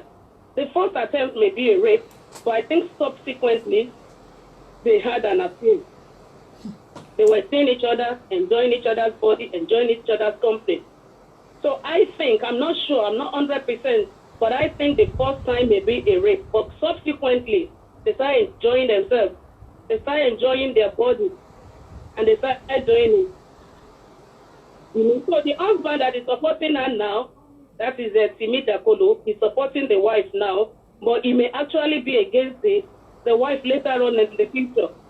The in-laws also, they may get irritated in the future and disappointed that we look at this woman, our wife and all that. What is her standing? They may get irritated in the future and come against her later on in the future because she may be thinking now she's exposing the pastor and everything. But this may actually stand against her in the future with the family, with the in-laws and all that.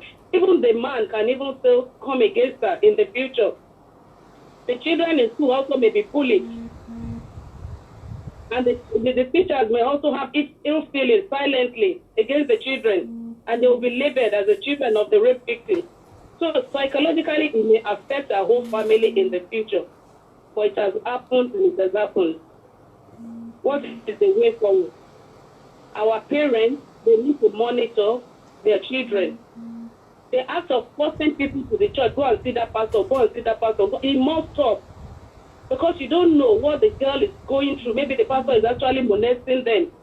They like underage, they like teenagers because, they are still young and they are still juicy. So the temptation is high. So be it rape or consented or adultery, what is the moral standing of that pastor in the society? So that is my own point. Pastors that are always on Facebook 24 hours, I don't know when they have the time to read their Bible. I don't know when they have the time to meditate on God's word and all that. A lot of them, they have fake profiles, watching all sorts of fracas that is going on Facebook. The apostles of old, the people who founded Christ Apostolic Church, all these founder of CCC, Celestial Church and all that, they didn't do it this way. They were modest. They were upright. And that's why a lot of us, when we want to pray these days, we call on their name. We remember them. They talk about them. They didn't destroy Christianity. So I can imagine what Christianity would have become if these people had tarnished their image in the past. But for me, I'm standing for the girl child. I stand for humanity and not religion. I stand for humanity, not religion. I stand for justice, peace, and freedom for all. So that's my own point. So whether it's consented or not, I think they had an affair later on. They had an affair, they were going out, they're seeing each other and all that. But the first one may actually be a rape. But this is the consequences of the pastor, when you are ranting, when you're too busy. When people crush on you, then it will have a negative impact. So please, this is my contribution. Thank you. Thank you. Thank you. Wow. Some people study it as soon as they see my flyer, they went in and studied it deeply with me along the line. And I think I am following you guys on. I am following you guys on. I'm here with you. Yay. Yay. All of you, I have your name on. Hello, ma. Yes, now. Hi. Hello. Good evening. Hello. Yeah, good evening to you. Good evening, ma. Good evening to you. Yeah. Thank you for this topic. You're welcome. And I bless the man that just talked about the pastor and the lady, Timi Dakolo's wife. Okay. The man just said what I said. How could you, pastor came to visit your mother? If you have any grudge for that pastor, that you would like the pastor is an handsome pastor, you will not come down having your nightwear on you to go and open the door for a pastor. And when the pastor is trying to rape you, that when they knock the door, you can hear that somebody knocked the door. And the pastor is trying to rape you, you can't shout. You can't shout. The pastor is trying to rape you. Even if your sister is dead, sleep to death, she will wake up. And this is 6 a.m. in the morning. So if anybody sleep that time, they will about to wake up because you didn't go to night vigil. So telling everybody that pastor raped you is out of it. You have feelings for the pastor before, and you now attract him with your body. So now you come into the public and start shouting that the pastor raped you, and the husband are so gullible to come out right after he has said that he met his wife at home. You met your wife at home. And now your wife now is being raped. We are not fools. People are not fools outside there. If you want to damage the pastor's career because one thing or the other, that's for their own problem. They should not come to the public and start shouting rape, rape, rape, rape. When they say somebody is raped, you will never, then nobody can rape you and you go back to that pastor's church. If you are raped, nobody they will rape and will go around that person that raped you, because the fear of that rape will still be on you. You will never like to stay around that person that raped you at all in your life. The fear, the shame will be on you. And you now say you have another, even if you have another sex on the bonnet, you know how long the car has traveled for someone to come around another font on the bonnet of the car. You know how hot the car is going to be hot. So telling people all this kind of thing is very big lie. For me, I don't believe that pastor raped me. I'm not supporting rape. But for her saying that pastor raped her, no, I'm not believing that. Me, if anybody rape and I got that person, I won't lie to you. I will deal with that person the way I won't even take anything law. I won't wait for law, because law will be different. If I caught anybody rape, the way I would deal with the person will be different to me. I'm not calling police in it, because Nigerian police are useless. Then you will go and tell them that somebody raped you. They will throw your case under the carpet and they will be bribed out. I know someone that they did that to. So all the story she's giving everybody, I bet you, is a big lie, and she will lose the case in court. Because they will ask her that if someone is raping you and you can't shout and you say somebody else is at home, and that person was made to death that the pastor have his way for a long time with you, and you guys are still seeing each other times without number, and you're saying the pastor raped you, please let her keep the story for her daughter and her family, not for the public. Thank you. Thank you. Bye. Bye-bye, dear. Thank you.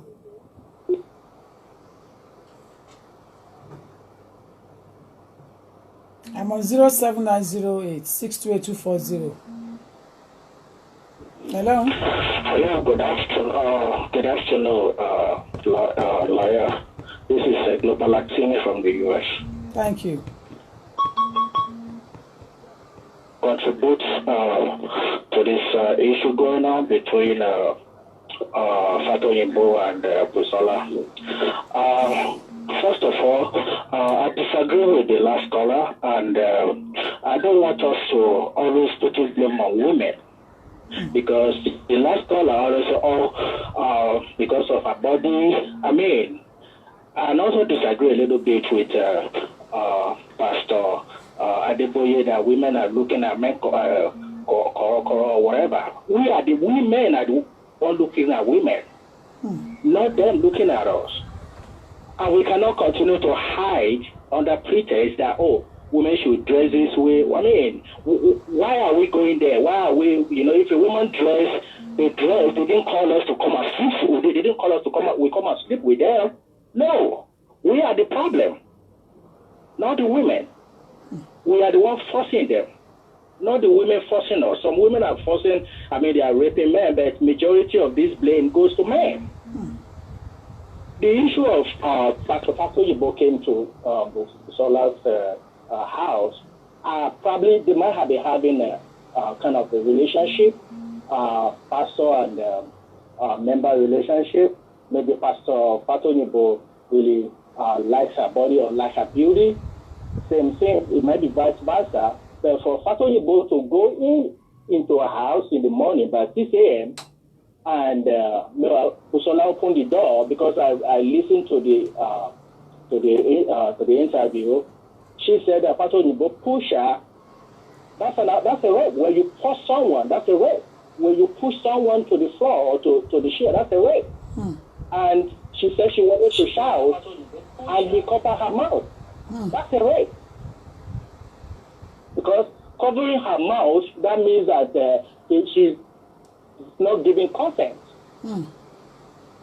So I still believe it's a rape, but until we get to the court of law, and because and I also believe that what will Busola and Timi gain by losing the whole of their marriage, and they are everywhere, and they know that at the end of the day it's going to affect their marriage. And I also believe I'm expecting him to go to court and fight for defamation of character too. If he's not doing it, if he didn't commit the rape.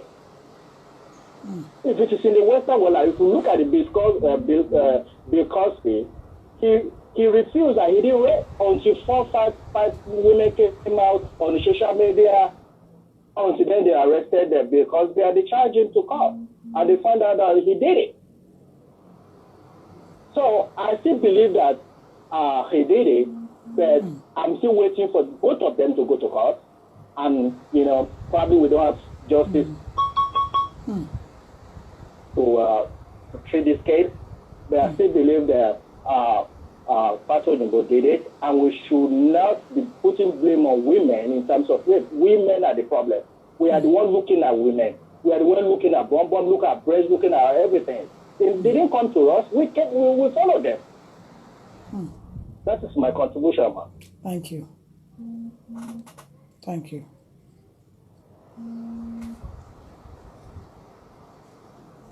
Hello.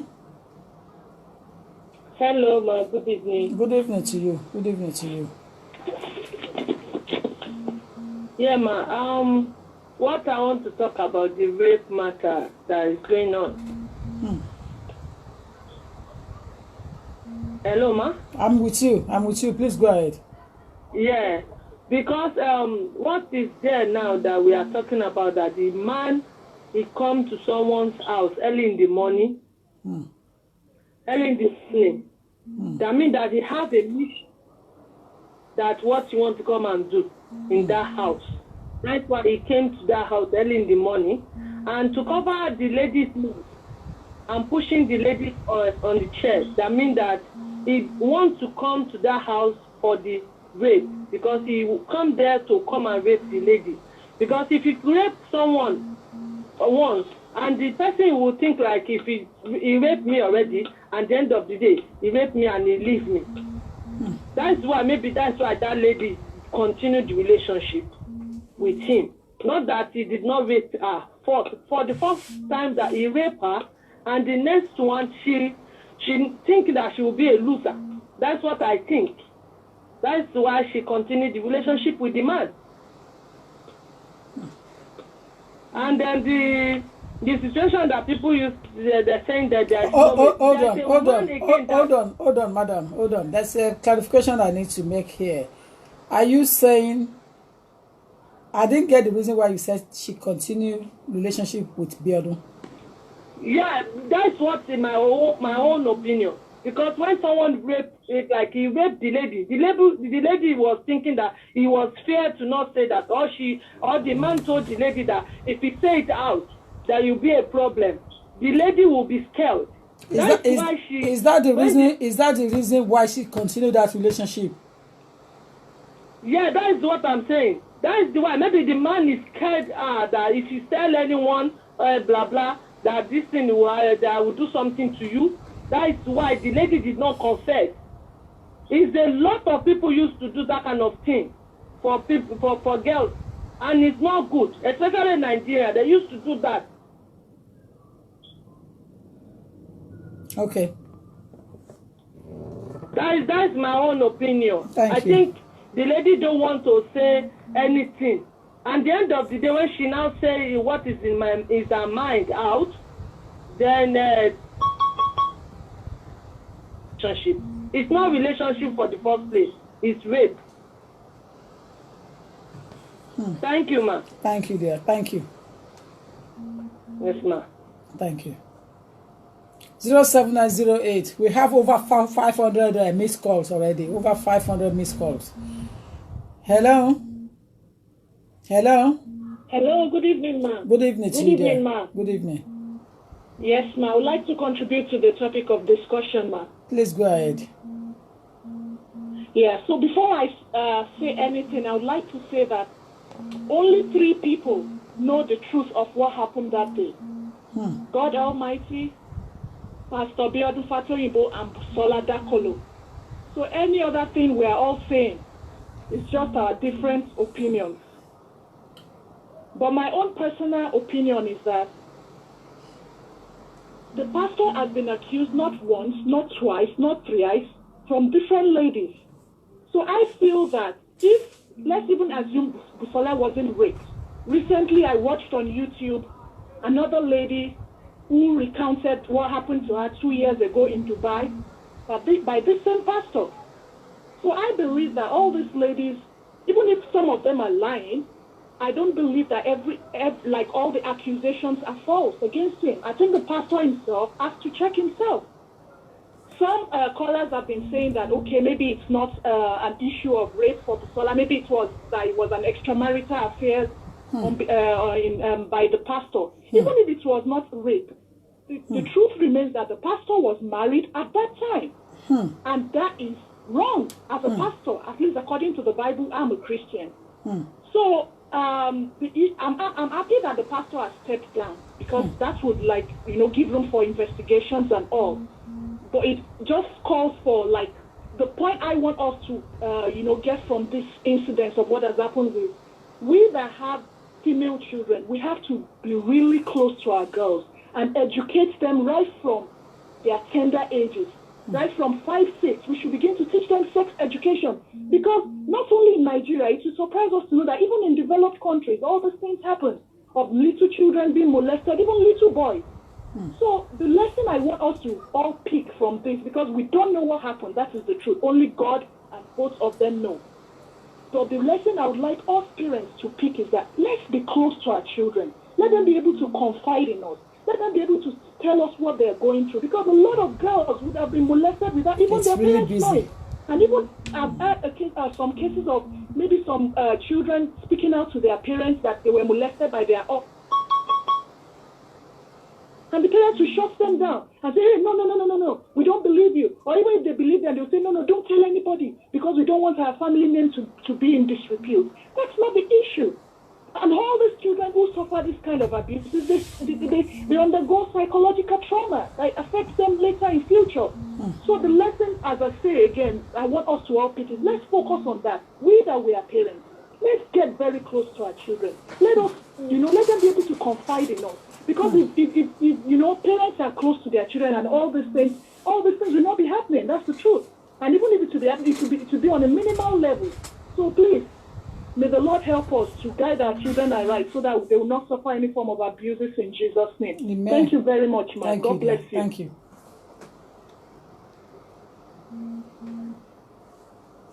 All of you that got missed calls, better call in quickly.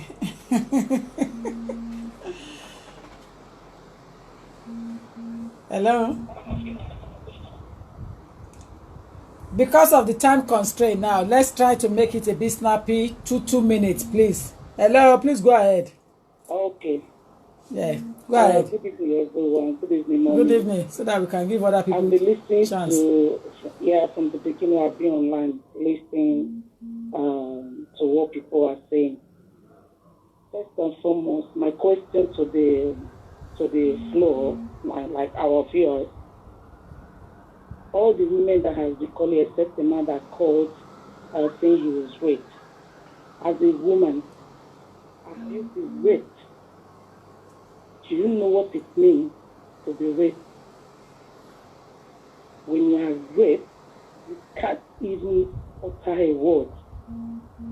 You can't even stand to be able to experience how that day, how horrible it is when you've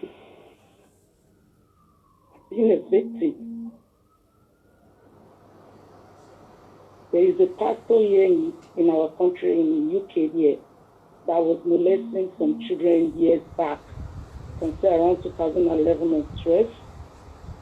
And the pastor was caught when he was caught, he admits to the police straight and said, I did it.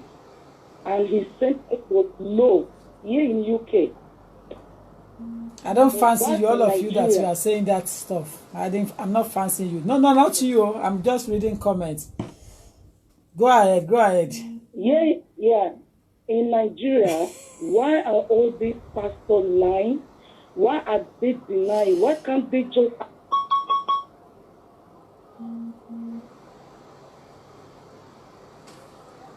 It's a question. They should just admit, at that time, when they did something wrong, they will not say it's the devil, or I was out of the world, and now I'm in the world. The God that I've repented, God that have changed me, I'm a changed person. But I'm putting it to you, it's like, Mommy, you read my mind 2 days ago. I was just walking. I said, God, when is it going to happen that a day somebody is going to talk about this rape? Because I'm a victim. That is just all I have to say. I'm a victim. How do you mean you are a victim? Are you willing to share it with us? People that have been raped, Mommy, they won't have mouth to say what happened on that day. For it's only God that is in heaven, and the man, and you personally that the incident happened to, will actually say what happened. Until God will expose that person, then the world will know who is lying. I just like, because if I open up to say mine,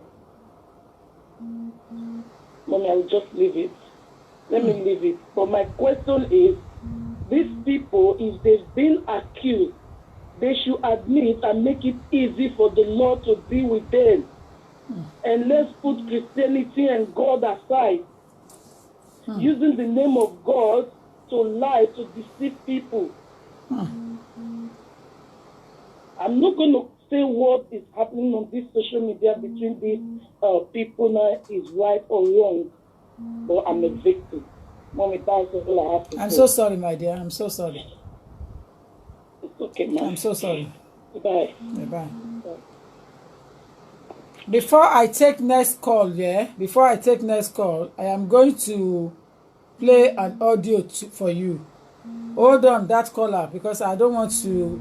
This audio will be useless if we fail to utilize it now today. It's going to be useless. Yeah, me, I don't know how to do recording. I think it was the client that helped me do it. So I want to. I'm sure I use iPhone to do the recording.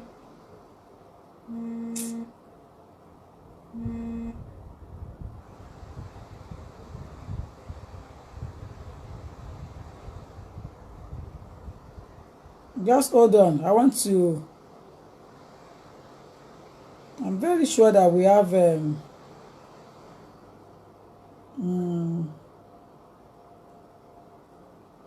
audio earlier on.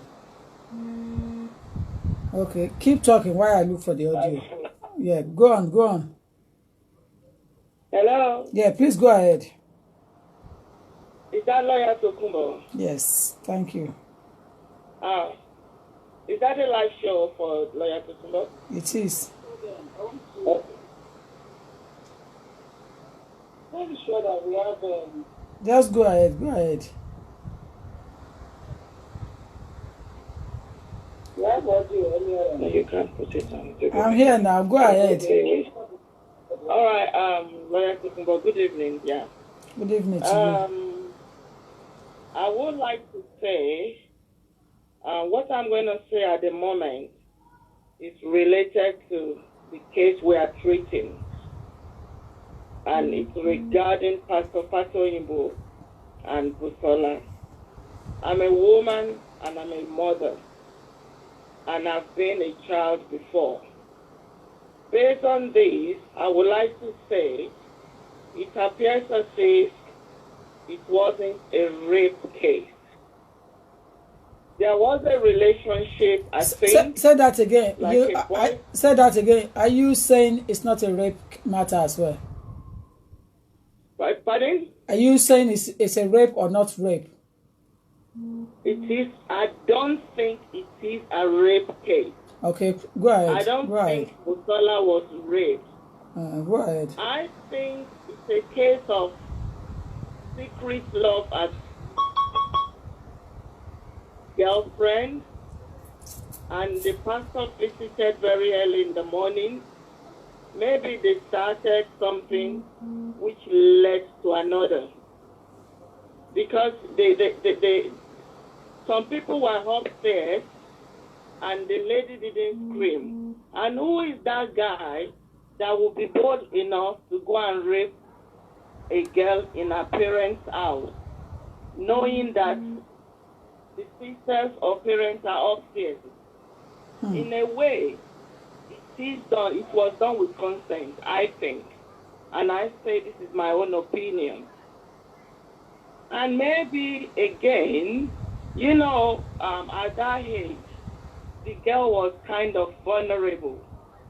And that age, people are so gullible. Maybe that the boy that, had sex with you is the one that you're going to marry. Maybe that was that was what the girl had in mind. And at the end of the day, the pastor went on and got married. And that's a kind of betrayal. So are you saying that it was an affair, nothing to do with issue of forced sex? It looks like. It looks like it was an affair. Even there was a time Busola's mom was worried about the closeness of her daughter and the pastor, like every parent will have. So you understand? I'm with you. So I thought it's a kind of betrayal of trust. And the age disparity is so much. There was no kind of relationship. It's never going to happen. And maybe when the pastor got married, Busola got, a little bit disappointed. She even went ahead to go and babysit for them in their house, according to what was said on the YouTube, to the extent that they wanted to give her a guest room, but she insisted on sleeping on the same bed where pastor's wife and pastor in their matrimonial, bedroom. That's where hold on. I'm getting this mixed up now. I'm confused. You saying that she went there to go and babysit child for them, babysit. And then they offered her a guest room to stay overnight, isn't it? So she's going to pass night. Yeah. But she refused to accept the guest room and insisted that she wants to have the bedroom where the husband and wife have for their own. The same room. That's what we had on the YouTube. It's all there on the YouTube. So based on this that has been happening, and it was the same period when she claimed that the pastor was going to drop her off. That was when she got raped again. When the pastor did it on the bonnet. If the pastor could have done this on the bonnet, she walked out of the car, she could have run away. No matter how, she could have screamed for help. I don't know what they are trying to achieve from this, but it's only God and the party involved that can tell. But to me, members of the public, even though I heard this story from people and from the things that they sent to my inbox, I have never had that time to sit down to go and listen to any of this tantamount story from day one. So I am getting it from you guys clearly. Are you saying this rape happened after Biodu's marriage? I think the second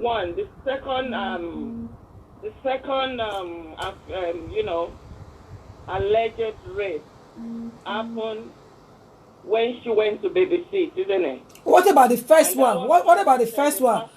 The first one, was it something that happened Before Biodu's marriage or after?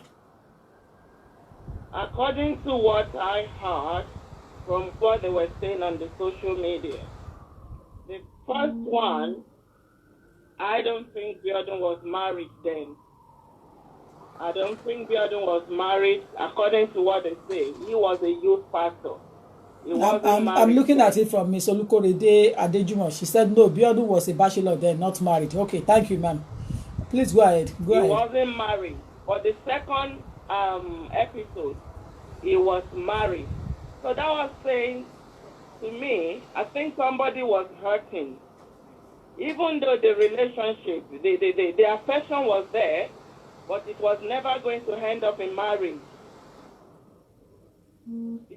And for me, if somebody raped me the first time, I'm not going to allow the second time. They said, "Ekola Tony, don't turn him off." So for you to put yourself in that position the second time, that means you have a mission. I've never investigated this case, but we've read a lot, we've had a lot on the social media. There's so much going on. There's so much. One was saying more or less the same thing, but I'm speaking as a woman. I don't think it's a rape case. It was a kind of relationship which never ended up in marriage. And being that age, girls are so gullible, especially girls from Nigeria. Girls are so gullible. She might be thinking, since we've had a sexual intercourse, I will be the girl who this guy is going to marry. But that never happened.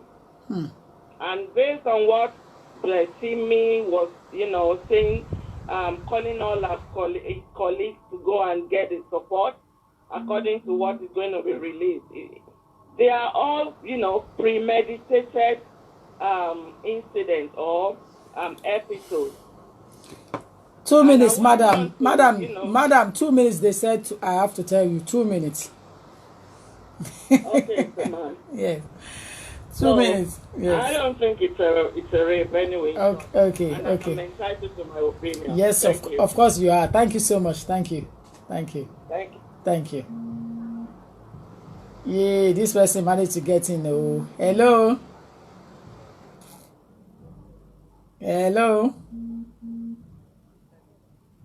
Go ahead now. What happened? My call cost me. I have been trying since. The fact is that if you listen to the video in the first instance, man, the relationship started when the man didn't know God. He's a cultist at university, and he had a gathering together, and they became born again. And he started dating the wife that is in the house now, but never got married to them. So he's not a rape man. I don't believe it. It's a pity as a mother, because I've got something going on in me now that is just like that thing. But this one is not a rape. The pastor has not known God when the incident happened. But was there a consent? Hold on.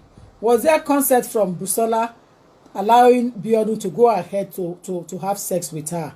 Excuse me, man. Yes. Nobody can come to your matrimonial home now and have sex with your daughter. I know you have 3 boys, you don't have a daughter, you are a lucky woman. But how are you sure I don't have daughter? People are making story up for me. I have girls. I know you. No, you don't know me. 3 boys. No, I don't have 3 boys. Oh, okay, good luck. So, he's not a man of God then. They are doing a fellowship. And Busola happened to have a very good voice. So the pastor was attracted, took Busola to her parents, and they keep giving her money. So the sister was upstairs, and pastor comes in 6 o'clock, where everywhere is quiet, and you couldn't scream. I think they are both enjoying it, because if you follow it, man, people are whispering to the husband that something is going on in between them. You know, we women, we have something to fall at. there is issue of having affair between them. I don't believe it's a rape, man. Go and listen to the audio, man, that Bisola released, the first audio, when she was crying, the video, wiping her tears. It's a make-up story, which is a pity. But the pastor, I think what he did in the past is haunting him. It's a cultist pastor. Before, he didn't know, one year I want to say, oh my God, that's what is haunting him now. He didn't know it's going to be so much established like this. He has fucked off in the past. But Bisola was not real. You are raped and you went there to babysit. He didn't marry you, he married the girlfriend. That time he's not married. And now left you now and married the girlfriend. There's affair in between them. Definitely, but not rape, man. Thank you, man. Thank you, dear. Thank you. Yes, I'm reading your comments, but don't distract my attention. Let me just concentrate on what I am doing for now. Then I'll come back to my conclusion. All of you that be struggling, we are here at 07908628240. Go ahead. Hello? Hello, yes, I want. So why didn't we pick it up on the ladies' thing? Please go ahead. Go ahead. Hello? Yeah, I'm here with you. I'm here. I can hear you. Yeah.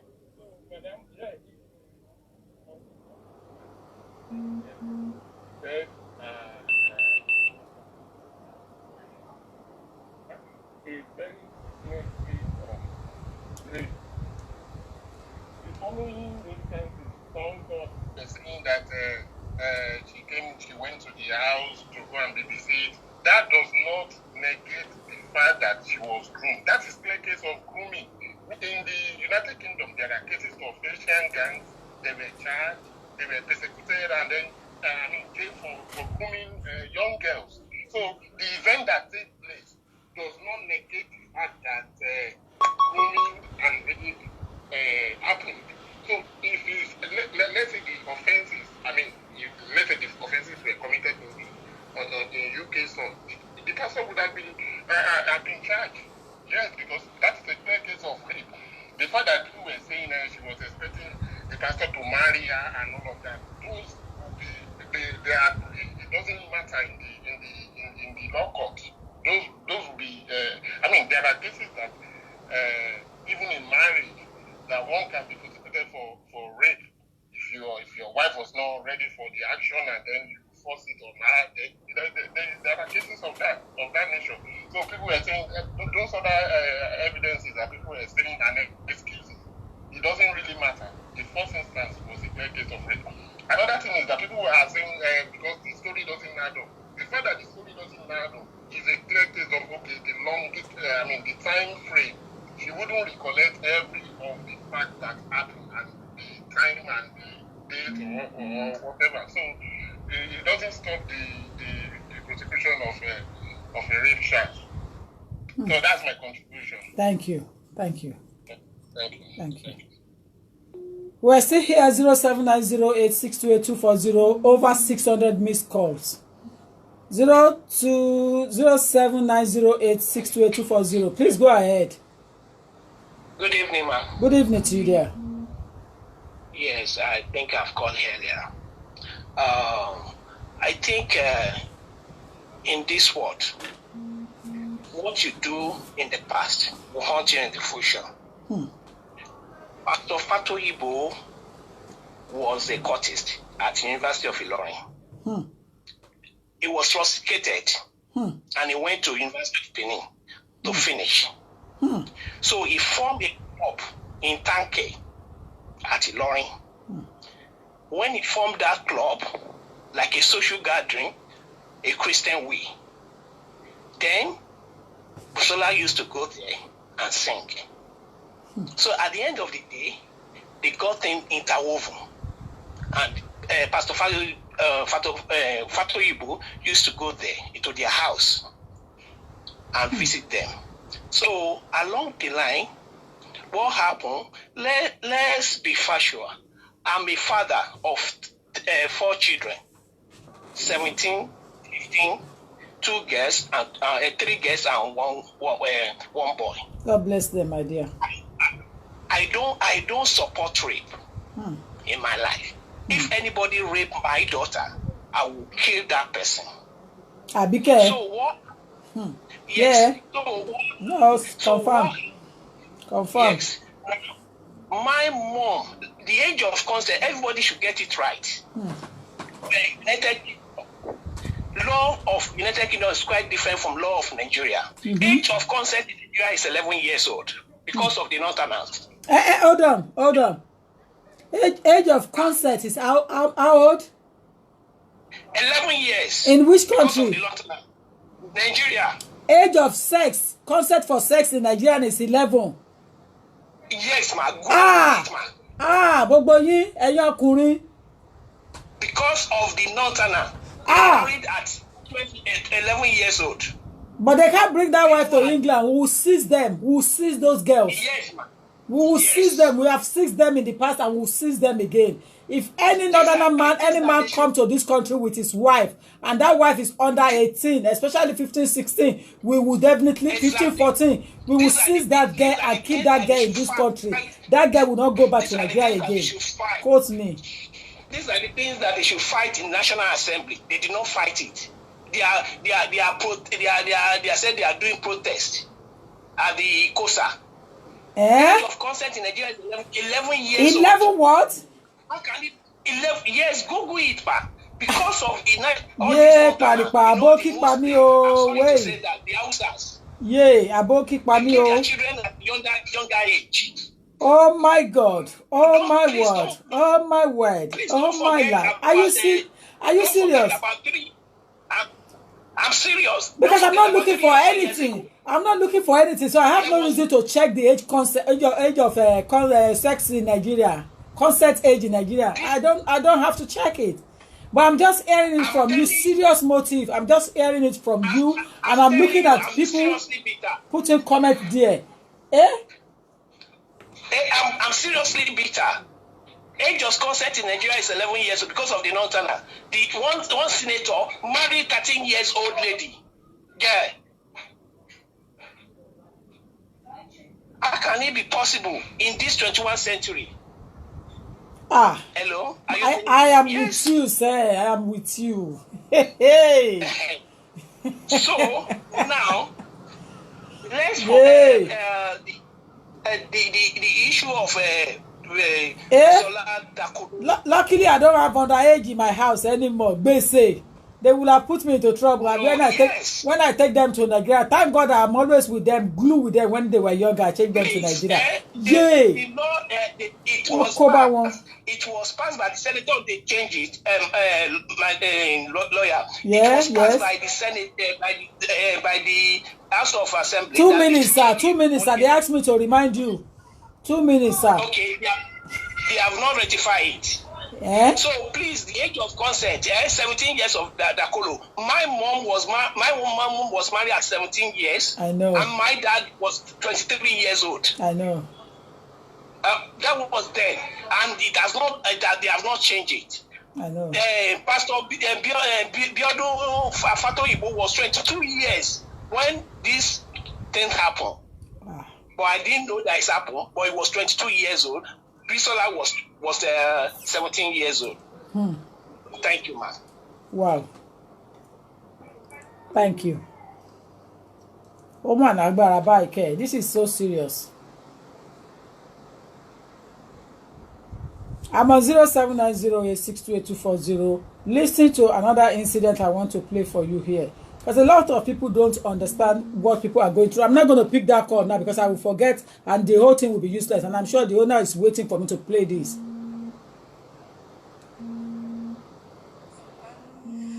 Basically, you were trying to explain things to me earlier on, and you said you were happy to put it on record so that other women can learn from your experience. That's right. In terms of what we call what is rape or what is not rape. Could you please clarify a little bit of your experience towards this issue for us here today?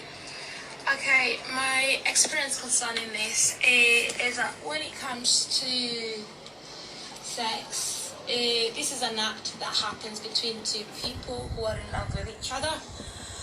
It's not necessary, it may not be necessarily love, but it's intended for love. If you got feelings for somebody, then obviously there's that agreement of having sex, that's the sexual intercourse. When it turns to rape, it gets a bit more violent, and that is when the other party has not consented to the act. And that's when it turns to rape. It does happen in marriages, it does happen in other relationships, whether you're married or not. In my situation, I was not married to my boyfriend. He would only come to visit me sometimes, and during the times that he would come to visit me, it was more like, I would say it was forced sex at my part, because what would happen, he would come, we'll be eating food together, and he would eat quickly. You know, he's enjoying his food, he eats quickly.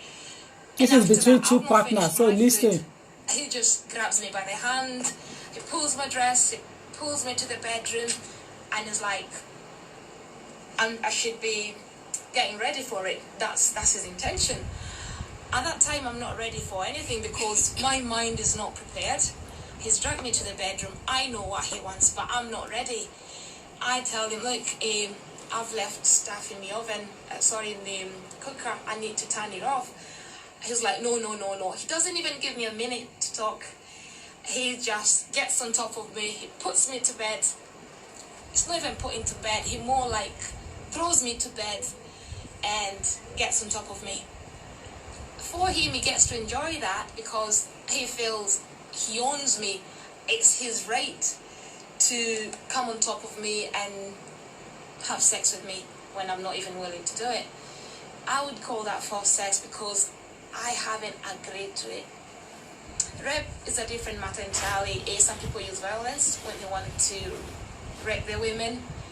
Lots of women do complain about it. Another scenario was when my boyfriend would come home, or I'd go to visit him, and obviously I'm expecting him to, I'm living with him at the moment and I'm going to visit him for a weekend. What happens during that time is that I had a child with him. The child was quite young, about 6 months. He was still breastfeeding, and I was quite weak. I didn't have strength. My boyfriend would go to work, come back home at about 6, 7 o'clock. He'll demand for his dinner. He has got to be ready by 7 p.m. sharp. After his dinner, he wouldn't even take the place to the kitchen or anything. He would leave it there and demand he wants a cup of tea. I'll get his cup of tea ready. After that, he said, I need to go to the bathroom. I have to go and get his towel ready. The soap that he uses to bath his body, if it's not in the bathroom, it's in the bedroom because he was sharing a communal bathroom, toilet and a dining. So I needed to get this from the bedroom, take it to the bathroom. We were using a bucket at the time. I'll mix the water for him so that he's ready to have his shower. Immediately after that, I'm thinking, my son has got to eat. He's got to be ready for bed as well. I need to wash dishes downstairs. He'll not give me time for anything. At that particular time, when everything is done, I've not even eaten food, he's not asked me how your day has been. He would come, find me in the bedroom, I've put my son to bed and just get on top of me. And I'll tell him, stop, I don't have the strength, I'm not in a mood, I'm thinking too many things, I'm weak, my bones are aching, I just don't have the strength for this. And we need to talk, we need to settle out the differences that we've got in what he would say. He wouldn't let me talk at the time. He would just grab me, pull me to one side, push my son to the other side of the bed and get on top of me and get on with the business. That really helped me so much because I realized he had no feelings at all. And that's when I thought this was just forced sex. Thank you. So basically what you are saying is that rape can occur. Rape does occur. Anytime. Rape does occur. During marriage. Yes. Between husband and wife. Between husband and wife. A friend. Absolutely. A stranger. Absolutely. Anyone. Yes. And you're saying that sex, when it's not consensual, It's forced. It's forced. It's rape. It's rape. Thank you. It's like rape. Thank you. Is there any other thing you want to explain? Were you able to report this matter to Yes, the I police? was able to report this matter to the police. I was able to report this matter to the Women's Aid. I was able to report this matter to the victim support, and they were able to help me, and I was given resources on how to get on with it. Right, okay. I was able to get a lot of help during that time. During that time? Okay. So how do you feel now? How do you feel? I feel better, but I still have that, I don't know whether I should call it an intuition or a stick, but there's that thing within me that he did this to me. When I see him sometimes, I'm not comfortable because I know, I think it's the aftermath of what I suffered with him that's affecting me more than anything. Anxiety, panic attacks, I get. So basically that could possibly be happening to some women out there, isn't it? Yes, women are afraid to talk about it. Women are afraid to talk about it. A lot of people are saying lately that if a rape had occurred about 15, 20, 30 years ago and it's not been reported, they're saying that you're lying, you're not truthful to yourself. That is very true. Most people think that, but you live with that. It doesn't matter how many years, you still live with that. It's just like a woman having an abortion. She'll go out there and hide something and say she didn't do this or she got rid of the baby. But deep within her, there are moments when she remembers that. It is something that's very, very, very hard to hide or to cover. There's no way you can cover it. There's no way you can cover. And that is just not. So right. you're saying that some of the time that you have sex with each other, they are the time that you were not willing mentally, you're not ready. I was not willing mentally because I'm sorry to be to be blunt. It's alright. My body chemistry has not reacted. You've got to be in sync with the other person. So my body chemistry has not reacted. I'm dry. Honestly, the other person coming into me using force, it's going to feel like a saw. It's going to feel like somebody's drilling onto me, which I end up with bruises at the end of the day. You can't walk for a couple of days. Oh, you can't walk. You got the bathroom to have a shower. It's stinging because there's so much force is being used to it, which doesn't have to be. That is not love. That is not love. Thank you. I'm so happy that at least you are able to discuss this with me in confidence. You trust me, and they gave me the permission to share it with other people in the public so that they will be able to know what rape is. Thank you. A lot of people do not understand what constitutes a rape. They are thinking that no, it's not a rape, it's a consent between two parties because they are both adult, they are enjoying each other without knowing that the other person is not actually enjoying it, but she just has to do what she has to do at that time to safeguard herself, isn't it? That is right. Yes. Rape happens in families as well, but when it happens between families, that's when you call it incest. You can find that a stepfather who goes and sleeps with a daughter, and naturally the daughter is quite young, the daughter is not willing, the daughter doesn't know what's happening. That is right. That is right. And lots of young children, lots of young women have gone through this, but they find it very difficult because it could be that they're close to the stepfather or they don't want to upset the mother who's got this new boyfriend, so they try to hide it. But deep down, they live with it every single day. It affects their lives. It affects their self-esteem, the confidence, and everything. Thank you. Excellent. You have heard it. Ladies and gentlemen, that young lady, you can say the accent, she's British. It's a partner. The partner hasn't got status, but the partner, they met when they were in uni, just like these two. They met when they were at the university, and they get along a little bit. Apparently, she has been suffering from this sexual violence in his hand, but she failed to speak out. Many times when she's in the hostel, this guy will come to her in her bedroom, have sex with her by force, and just walk out. Her face will change and come and look so ragged, dejected. Her friends will ask her questions and say, what is wrong with you, so person? She will not talk and say, I look fine, I'm okay. I'm okay, I'm fine. They carry on that relationship. They even get to the stage that they have child together. But this guy never stopped abusing. He never stopped abusing her. This is the problem. He never stopped abusing her. And sometimes, I am so sorry to say this, some women are very foolish. Honestly, some women, some ladies, they are very foolish. They love violent men. They love aggressive men. A man that will be forcing them to do things. They enjoy it and they carry on with him. Because I cannot see any reason why this beautiful young lady that I met with and I interviewed will carry on from the university period till the date that she still have a child for him. And up to now, you have now turned to a single parent, taking care of that child on your own. When knowingly you know that this kind of guy is not going to last in your hand, is aggressive, it's all about sex. When it comes to the house, it is the sex that he will demand from you first.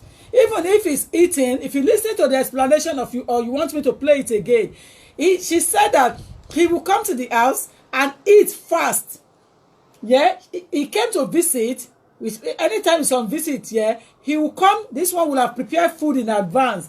A British girl that is very cultural from African background, but I'm not telling you the country again. But from African background, very cultured. Prepare food, very good dishes for him. He will come home, eat, and then the next thing will push and say, let's go. We'll drag her, let's go, and take her and push her to the bed. Sometimes the child will be there watching, and he will go ahead, have that horrible sex. Because that's not good sex. That's horrible sex that he will have with her. At that time, the child will have been on the floor crying.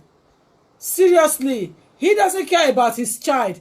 He's just care. He's just all his care at that time, and he's thinking of is just to insert his penis into her, get it done and dusted. After when he's finished here, tidying up himself, he will be saying to her and say, "What is wrong with you?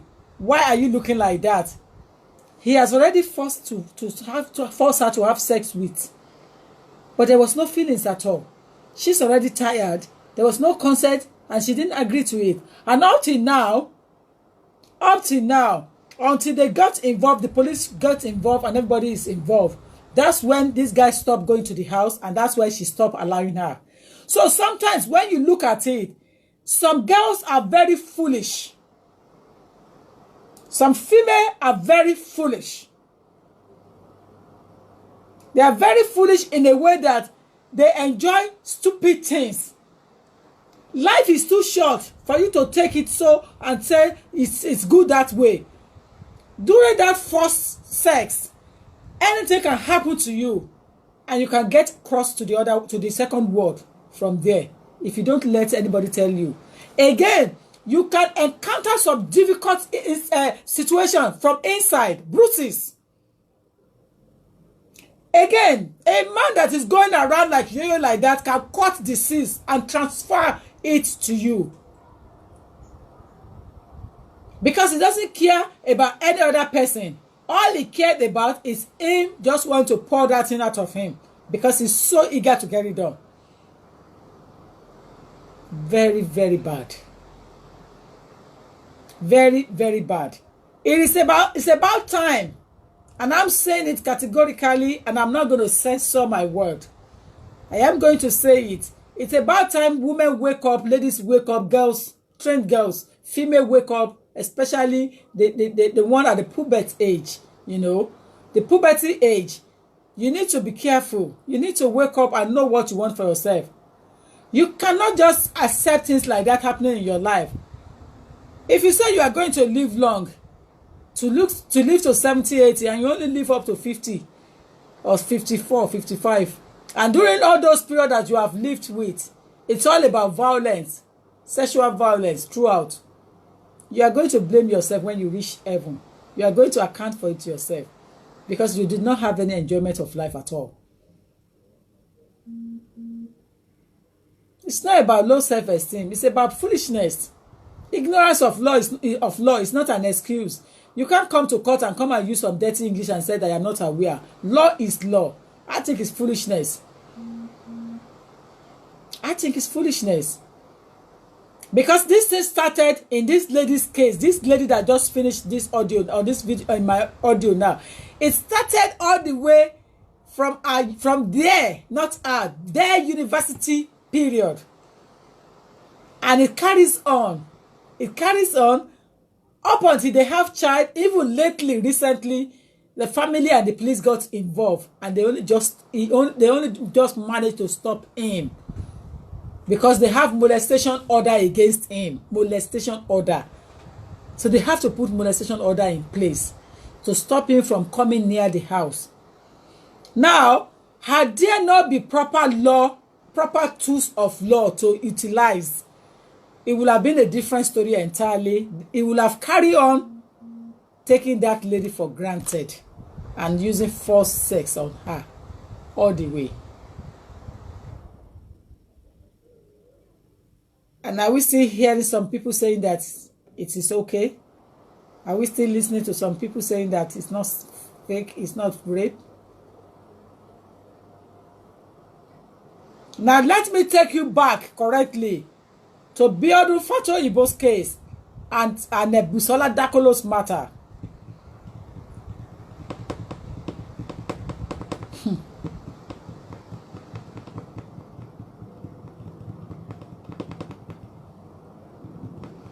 Apart from what I have heard today from the people that call in, my opinion, forget about being a lawyer, my opinion, please spare me this time around. Take your hat off. I have taken my hat off as a lawyer. I am entitled to my opinion because I have allowed people to speak their mind and their opinion. So if you slay me on my opinion, stuff you. Stuff you. If you slay me on my opinion, keep it to yourself. Keep it to yourself because I'm going to give opinion on this matter. I have been silent enough not to talk. But I'm going to take my hat off as a lawyer. I'm going to speak like an ordinary person in the society that is entitled to her mind. Hold on a minute. We have people online. Hello, Elizabeth. Yay, Elizabeth has cut me from stopping me from speaking my mind. Please go ahead. Go ahead. Good evening, ma. Good evening to you. Good evening, everyone in the house. Good evening. Good evening. This is very interesting. Indeed. Very interesting. Indeed. Oh my God. Indeed. I wish this one would have been done because I believe a lot of people are at work and they'll not be able to watch. If I say we should pardon justice and prosecute for a judgment day, I don't really think people will have that patience to... You can't have judgment day anymore. The case is not supposed to come to social media. The case is not supposed to be discussed in the public. They're not supposed, both of them, they're not supposed to give an interview to any media staff. They're not supposed to speak out. If the case has been reported to the police, they're supposed to consult their lawyer, their attorney differently, straight away. Yes. And everybody should start putting up evidence from here and there. Evidence. Yes. But the case is already in the social media, in the public arena, in the public glare, and they have given an interviews. Some interviews have gone everywhere. In fact, I listened to some of the body language, the way the sitting was. Because I studied body language as part of my curriculum when I was in the uni in this country. So I look at the body language. I am coming to speak my mind. Go ahead. Okay. Elizabeth, go ahead. My contribution to what is going on, just like where you said that you haven't watched the rubbish they've been posting. Mm-hmm. You know, some things doesn't just feel like watching it. Honestly. Just irritating. Mm-hmm. You know, so, and with what other people, because since you've been online, I've been watching, listening to people, and people are bringing some point out, and some being reasonable, and some is not being recognized, regarding about the first instance of the sex. I can say the first hold on. If you want me to speak my opinion, if you have not share this program, share it now and confirm that you have shared it. if you have not shared, go and share it now. If you don't share this program and let everybody have it, I'm not going to speak my opinion on it. I'm not going to give a verdict. Yeah. So if you have not shared it now, you better share now and let other people come and listen, because I want to give opinion. But if you have not shared and I've noticed that you've not shared, I'm not going to give opinion. Go ahead, Elizabeth. Okay. So my point is, first, the first, mommy, to be honest, the first incident could be rape. Rape is in the sense the girl was in the mood, she was not ready for it, and the man just came in and banged on her or things like that. So we take that one as she was not ready for the enjoyment. So the second one is properly in relationship, man. Let's be honest. If a man rape me, a man do rape me, like my boyfriend or a toaster in the church rape me, not even a pastor, I will never venture to go to his house to babysit for his wife. Never in his family. I will never. Even though if I put it to my family or my friends, I confide in them. If I cannot, or I would definitely like confide in one, and that person has discouraged me and torn me down, that will make me to keep quiet, not to say it out again. Probably people are going to laugh at me. People are going to make jest of me. If I remain silent, according to when you are getting married, they'll say, is there anyone in the congregation who doesn't want this marriage to be held? Simply stand up or remain forever silent. She should have forever silent, because the second one is absolutely wrong. So she continued the enjoyment, and at the end of the day, it looks like things are not working out the way she expected. I'm not the one blocking anybody's call. I'm not the one. After this call, try to call in. Just call in. Okay. I will allow call. I'm not blocking any call. I don't know anybody. I didn't save name. But Elizabeth is a constant caller. 2 minutes. Let me just round up my 2 minutes. Tokumbo Ekin said 2 minutes. 2 minutes. My own point, the first one could be not ready. That was rape. The second one, and thereafter, she only admits to, definitely is going to be more than 2, that they've been enjoying themselves until. But the lastly, as long as I've been taken into a law, I don't see any reason why they should come on social media. They should be going to different YouTube or anywhere to internet to speak up. They would have allowed the law to take its place. If they want to jail the man, let them jail him. A man in Linz committed, a pastor committed a crime here in UK, in London, but he live in Linz.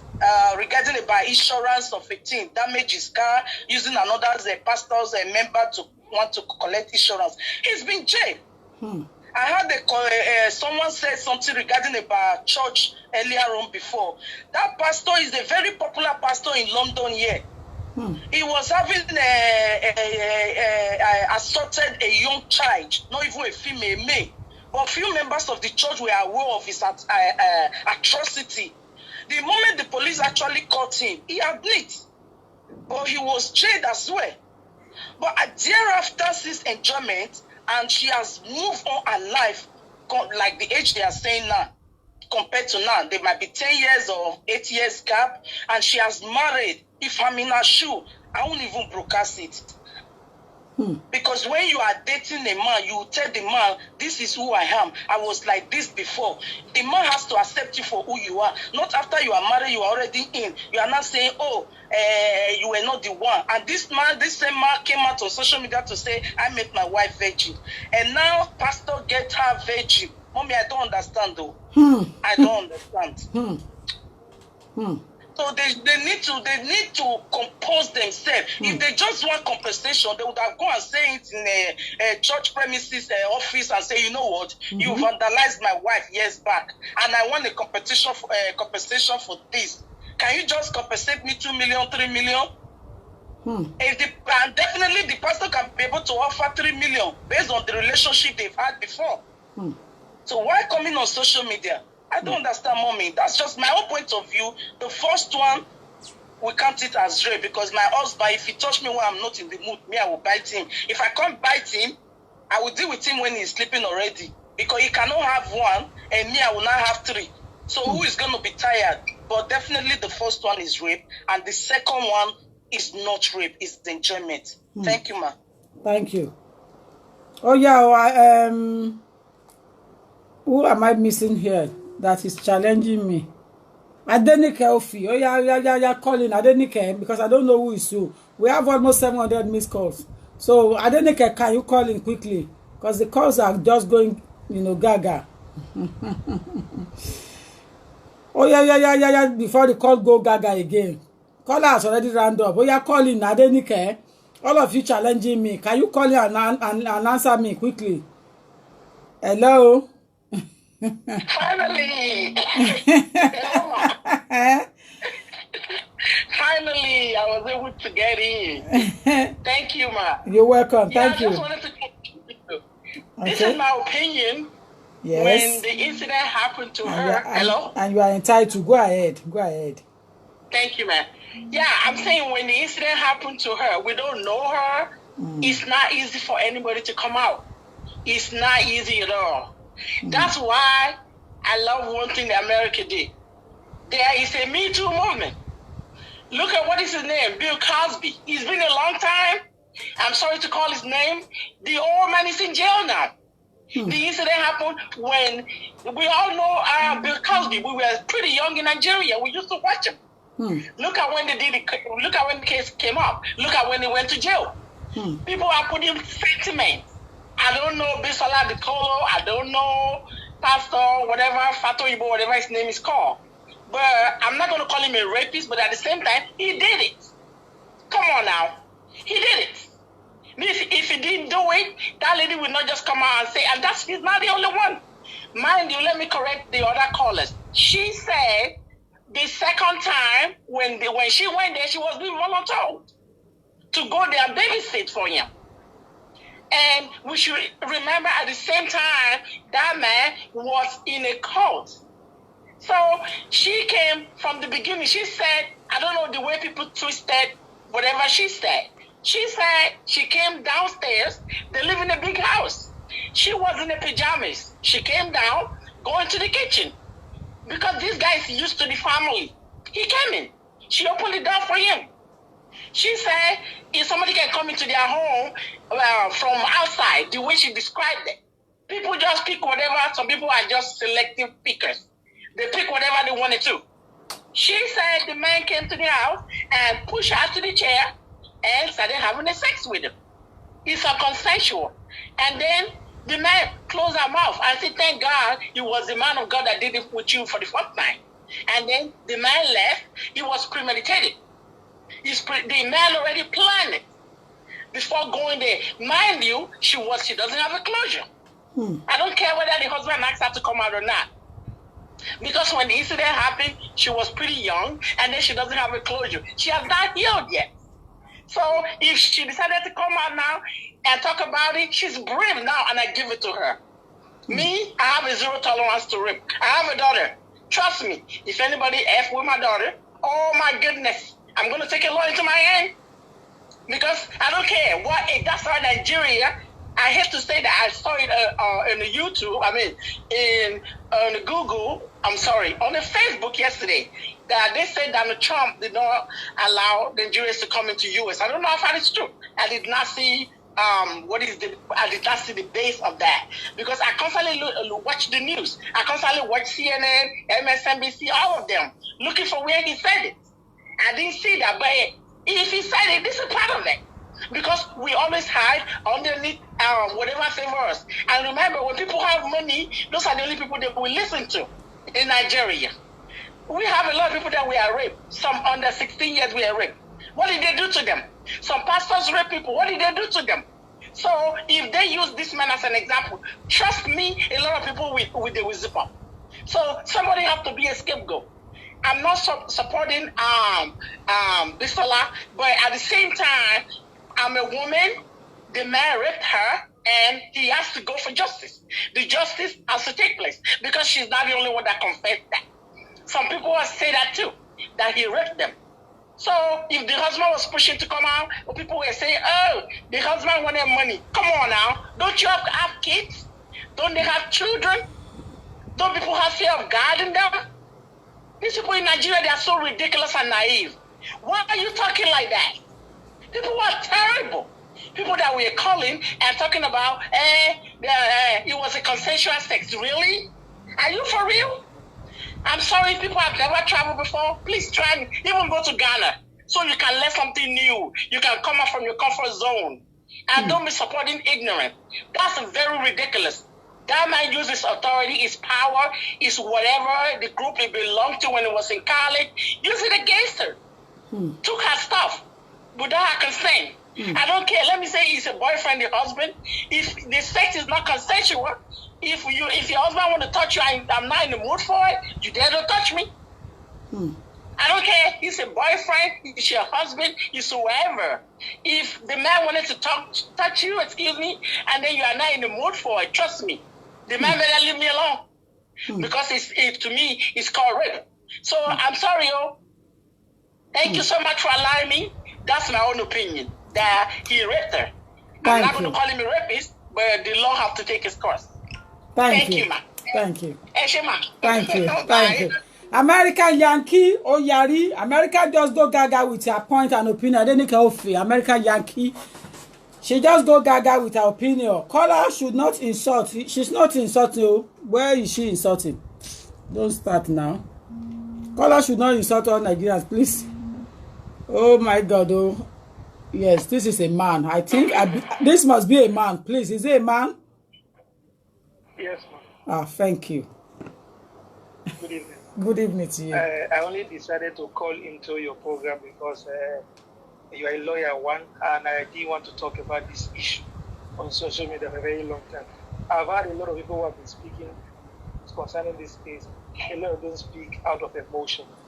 But one thing they should know, an allegation remains an allegation until the court says otherwise. Until the court says otherwise. I am 100% with you on that. Yeah, I am with you. When I see their expression, sometimes I laugh. Do you know from the story, if you look at it as a lawyer, do you know if you take that matter to court, it's already dead on arrival. Thank you. With so many loopholes in our story. It's not that a lot of them talk because we have a lot of women. If you go to most of these women that be talking out of so much emotion, some of them have been either a victim before or somebody very close to them have been a victim before. That's why a lot of them are just talking out of emotions. They are not talking reality. First of all, man, if somebody, thank God, I've been a journalist for almost 10 years. I did everything background reporting for a lot of time. We'll go to court and do a lot of this. Somebody who is fighting for justice does not go to social media. Even the journalist that did that interview was not, it was a paid story, not a journalist. That was not a practicing journalist. There was nothing that that reflected investigative journalism in that report. You did a report, talk to only the victim. What about the accused? You never did anything about the accused. You started spreading. This is just a story that I have settled down to you. Bloggers just want to make money, have more people for following them everywhere. Have you not observed in less than 24 hours? I won't give. Hold on, my dear. I will give you popularity. That person, and I'm going to delete your comment because I don't like people talking out of head.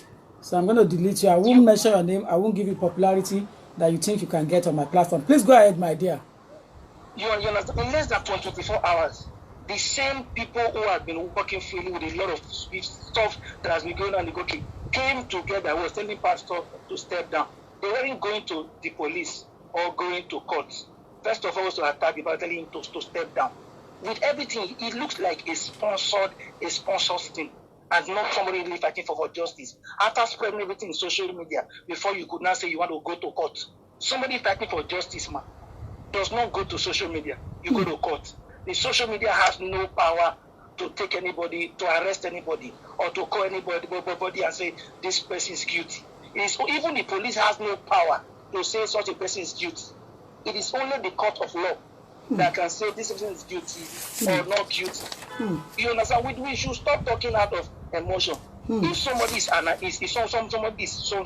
a suspect, if somebody is an accused, you've not gone to court. You are spreading everywhere, putting the person's name down. Do you know that there was a publication over the weekend to tarnish this man's name in one of the newspaper where they did something where he was urinating on the Bible? You could see it's just like where they've used a lot of things to just face one person, where the court hasn't said anything about whether he's guilty or not guilty. You understand me? First, let me talk about her story. You said you came down where they said she went to the kitchen to take something. From her own mouth, she said, even if you scream in the house, somebody in the room will not hear. You were in the kitchen. How did you not hear a knock in the door? That's number one. 2, you are a virgin. Is it possible to force yourself, to force somebody, an experience you've never had before in your life? Somebody forced himself on you without anything about Bruce. She never said anything about Bruce. You're a lawyer. There are some questions you ask somebody in court. If you stand in court, you have to ask her questions. Do you know from her story? You know a lot of questions you ask her. You know the story she tells. You know there's already a lot of things that's already been. She has already. There's somebody before she even went to court. She has already shot herself on the leg. So everything about her own story is over. Second thing, she said the man forced himself on her again when he entered the man's car. They were driving somewhere. The man came back from the car, dragged her out of the car, took her to the center of the road. I was making up with her in the center of the road. I kept quiet. Are you talking to a dummy? Sometimes people just imagine, say some things without even whether if the man did it or not. The court is the only one that has the power to say yes, the man is guilty. And another area again we should also look to. These people did not really first of all came out for justice. They first of all just came out like social media rubbishing somebody's name. They were just coming out for only justice. You understand? If they were looking for justice, they were first of all to go to the police where they start investigation. Now this is something that's spread everywhere. A lot of people are talking about it. You know when a matter is in court, you have no right to say a lot of things outside to journalists. You are aware, you know the way it is. Exactly. Now a lot of things have been exposed. And this matter, you are saying you want to take it to court. This matter, you take it to court again. So sometimes when I do the way most of our people talk and put a letter, I only decide to call on your program because I know as a lawyer, I know the way you reason. You don't reason like just reason out of emotion or other. Whether whatever happens or not, it is the law that must take it. Ignorance is not an excuse in law. No matter what you do, ignorance is not your answer. If you are ignorant about the law, that's your problem, not the problem of anybody. Timi Dakolo is too educated. And the people, a lot of celebrities that came into this matter, they are too educated to afford for this. If they all was able to afford, they all came together and they fed for something this cheap. Then it shows to me that there is something going on that they've not told the world. There is more to this story. And we all are better tell everyone to just put their hand and let us keep watching. Because if there's no more to this story, Timi Dakolo is a very educated person. A lot of these journalists, all of them that were those NGO that went to protest, almost 100 NGO, they have lawyers. So nobody was able to advise them and say this was the step to take. And they all went up like that to be doing such a protest, stepping down and doing that in less than 24 hours. They were even almost Mahagni members of the church. So with all that, it shows to me that maybe it was somebody that's giving them money to do whatever they are doing. Because if you want to fight for justice, you know the right steps to take. Not just only trying to use your power. My fans are so eager. You'll be disappointed tonight. Thank you, Jare, my dear. Thank you so much, my dear. You'll be disappointed, my fans. All of you out there, you'll be disappointed tonight. A lie. Yeah, Oluwa.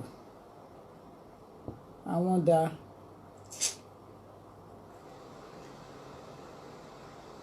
They say you will be disappointed, though.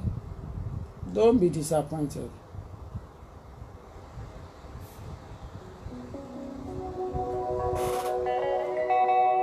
Ẹ̀rù rẹ̀ ń bà mí o, bàbá mi àgbà o. Ẹ̀rù rẹ̀ ń bà mí o, arúgbó ọjọ́. Agbanilágbàtàn ẹlẹ́dàá mi o. The thing is that if someone said, I want a cup of tea, and the person later on changed his or her mind and said, I don't want that tea anymore, and they change their mind next, should they now be pressured to drink the cup of tea? So if this sounds simple, then so is the issue of consent to sex. If someone said, I want a cup of tea, and the person now later on changed his mind or her mind, you know, yeah, I need to go now. I need to go now. I need to go. We have spent huge time here. Go ahead, quickly, go ahead. Yes, to speak about the Busola issue. You know, the issue of Busola and the pastor, to me, with what happened with her explanation, is not. I would believe that the pastor raped her, because when I was a student, I was posted in an emergency unit. Around midnight, a lady walked in, and she was well dressed. She was dressed, and she was telling us. Hold on. Apologies to all of you that have been calling that I cannot pick up your call. There is no any reason why I can't pick up call. Other than that, the line is so busy. I am really sorry. So anybody should not take it personal that I didn't pick up your calls. No, I didn't have that in mind. I must be honest with you. I did not have that in mind. You know, I did not have that in mind. But the call is just coming on and the line is so busy. So that is the reason why I couldn't. There's no way I will know, because it's a WhatsApp. So WhatsApp will only give me notification later on. It's not going to ring out. Anyone who knows how to pick up WhatsApp calls, you know, it's only going to be giving notification that you have a missed call. It won't come out and ring. Once the line is busy, it's not going to ring. So apologies to all of you. No reservation. All of you, apologies to you. I did not ignore anyone call. God is my witness. I am not ignoring any of you. Please. I have over 600 going to 700 missed calls here. So you can imagine how calls are coming in. But people think we're not busy. We are very busy on this line. The calls is over 600. So I'm really sorry. Going to 700. So apologies to that effect. But there was no any intention to ignore one call or two. No, not at all. Please go ahead quickly. And after this, I won't take calls. I will switch off because I need to go now. So based on my story, she was in a... 2 minutes, young man, 2 minutes. Okay, she saw someone off. She was about to lock at it.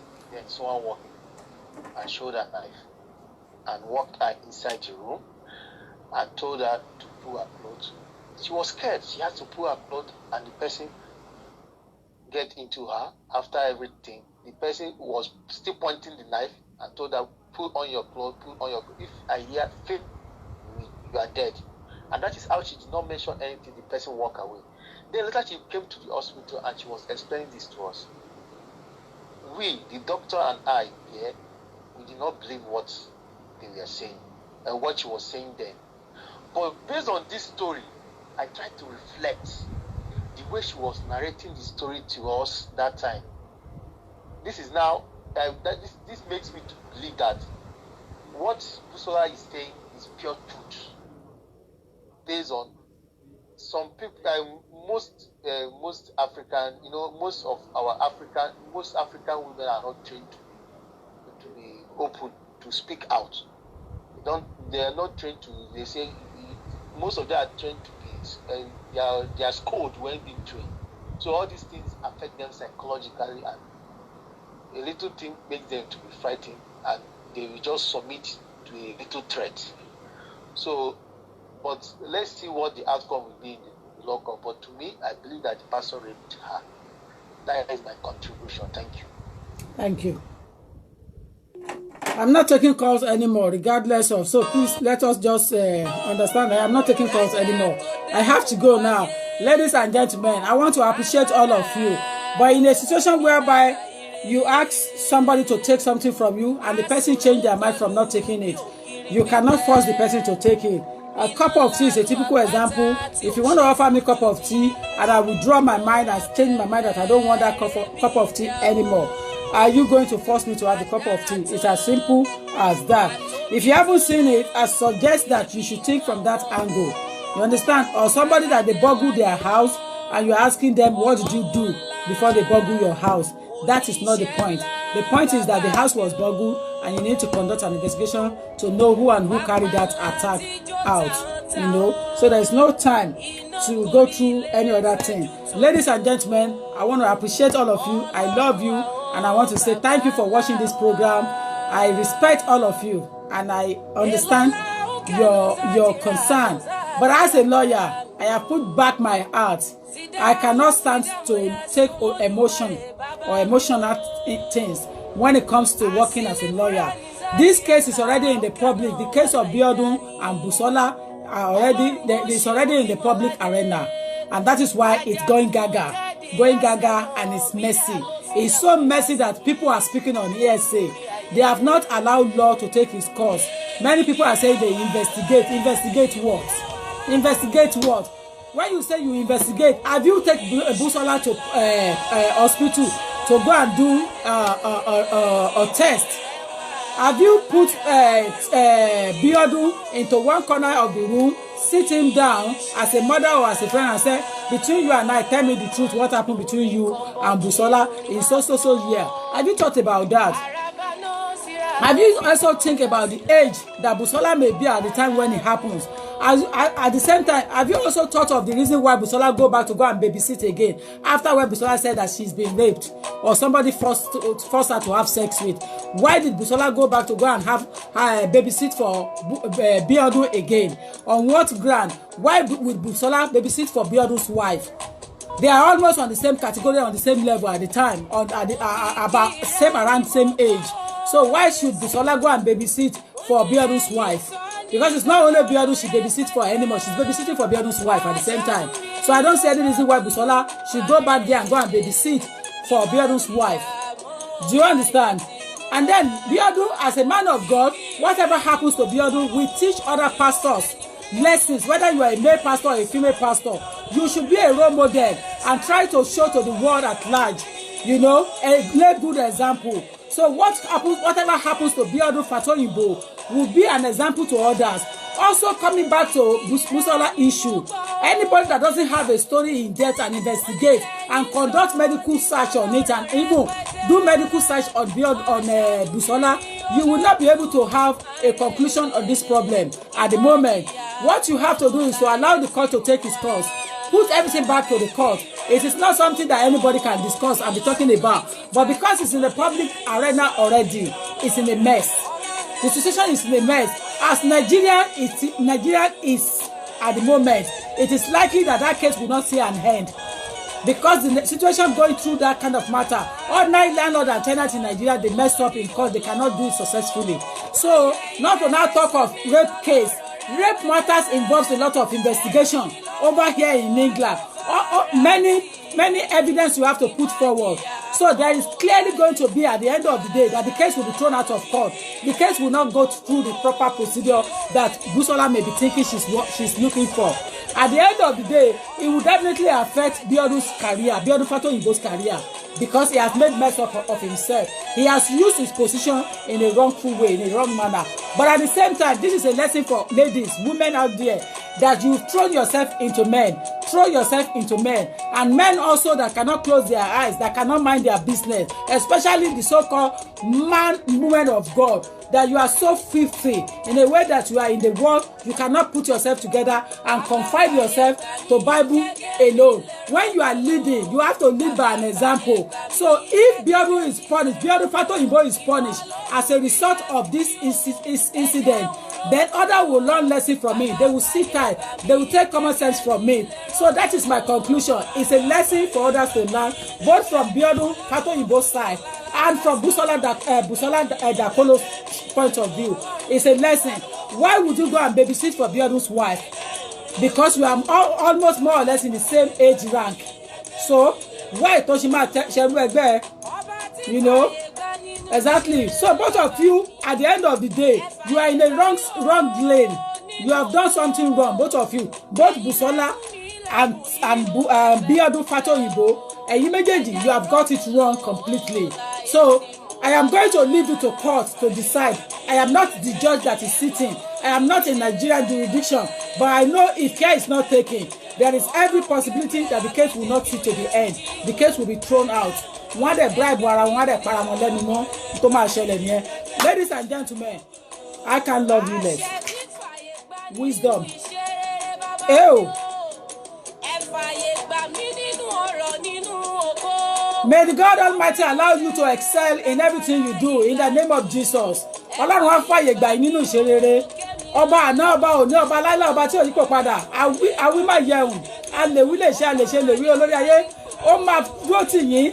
In the name of Jesus, God will be with you, God will guide you, God will direct you. Ọlọ́run á fi àyè gbà yín. God will enlarge your coast. You will have the opportunity to use your destiny. Ògo yín ayé ò ní ba ògo jẹ́ mọ́ yín lára. Ọlọ́run ti fàyè gbà yín kẹ́ lọ lo ògo yín. Kíyèsára ọ̀rẹ́ mi. Kíyèsára ẹbí. Kíyèsára.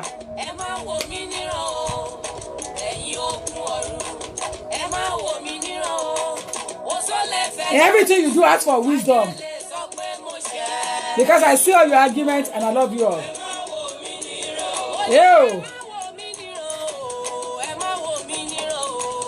Ẹ̀yin ogun ọ̀run, ẹ má wò mí níran. Oṣó lè fẹjọ́ mi sùn, àjẹ́ lè fẹjọ́ mi sùn yìí. Wọ́n lè ní mo ṣe in advance. Ẹ má wò mí níran lórí ọ̀rọ̀ tí mo sọ yìí. Ogun ọ̀run ẹ má jẹ́ káyé mú mi o. Èèyàn lèèyàn máa jẹ́. A kì í mọ̀ rí ìkórí májì. Ew.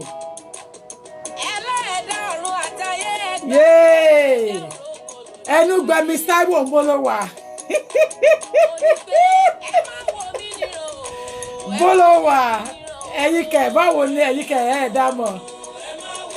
You think I'm going to give wrong verdict? Serious. God controls me and he has wisdom. He gave me wisdom like Solomon. Àwọn àjẹ́lẹ̀ ni mo ṣe yín Ọlọ́run má wò mí níran. Àwọn àjẹ́lẹ̀ ni mo ti ṣe àwọn oṣólè ni mo ti ṣe àwọn. What do you do different? What makes you stand out among your colleagues, among the crowd? What good are you imparting?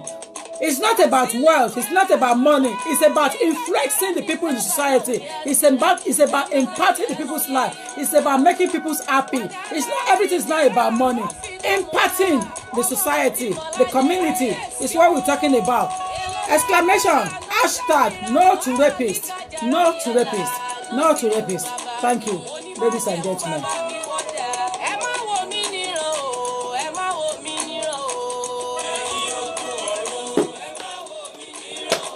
That is it, Patience Gabriel. That is it. That is it. Why are you drunk? Hello, drunk. Tokumo Ekinsi. Kilo de, kilo share. I get drunk. I'm driving, so I want to drive. I walk in drunk into her.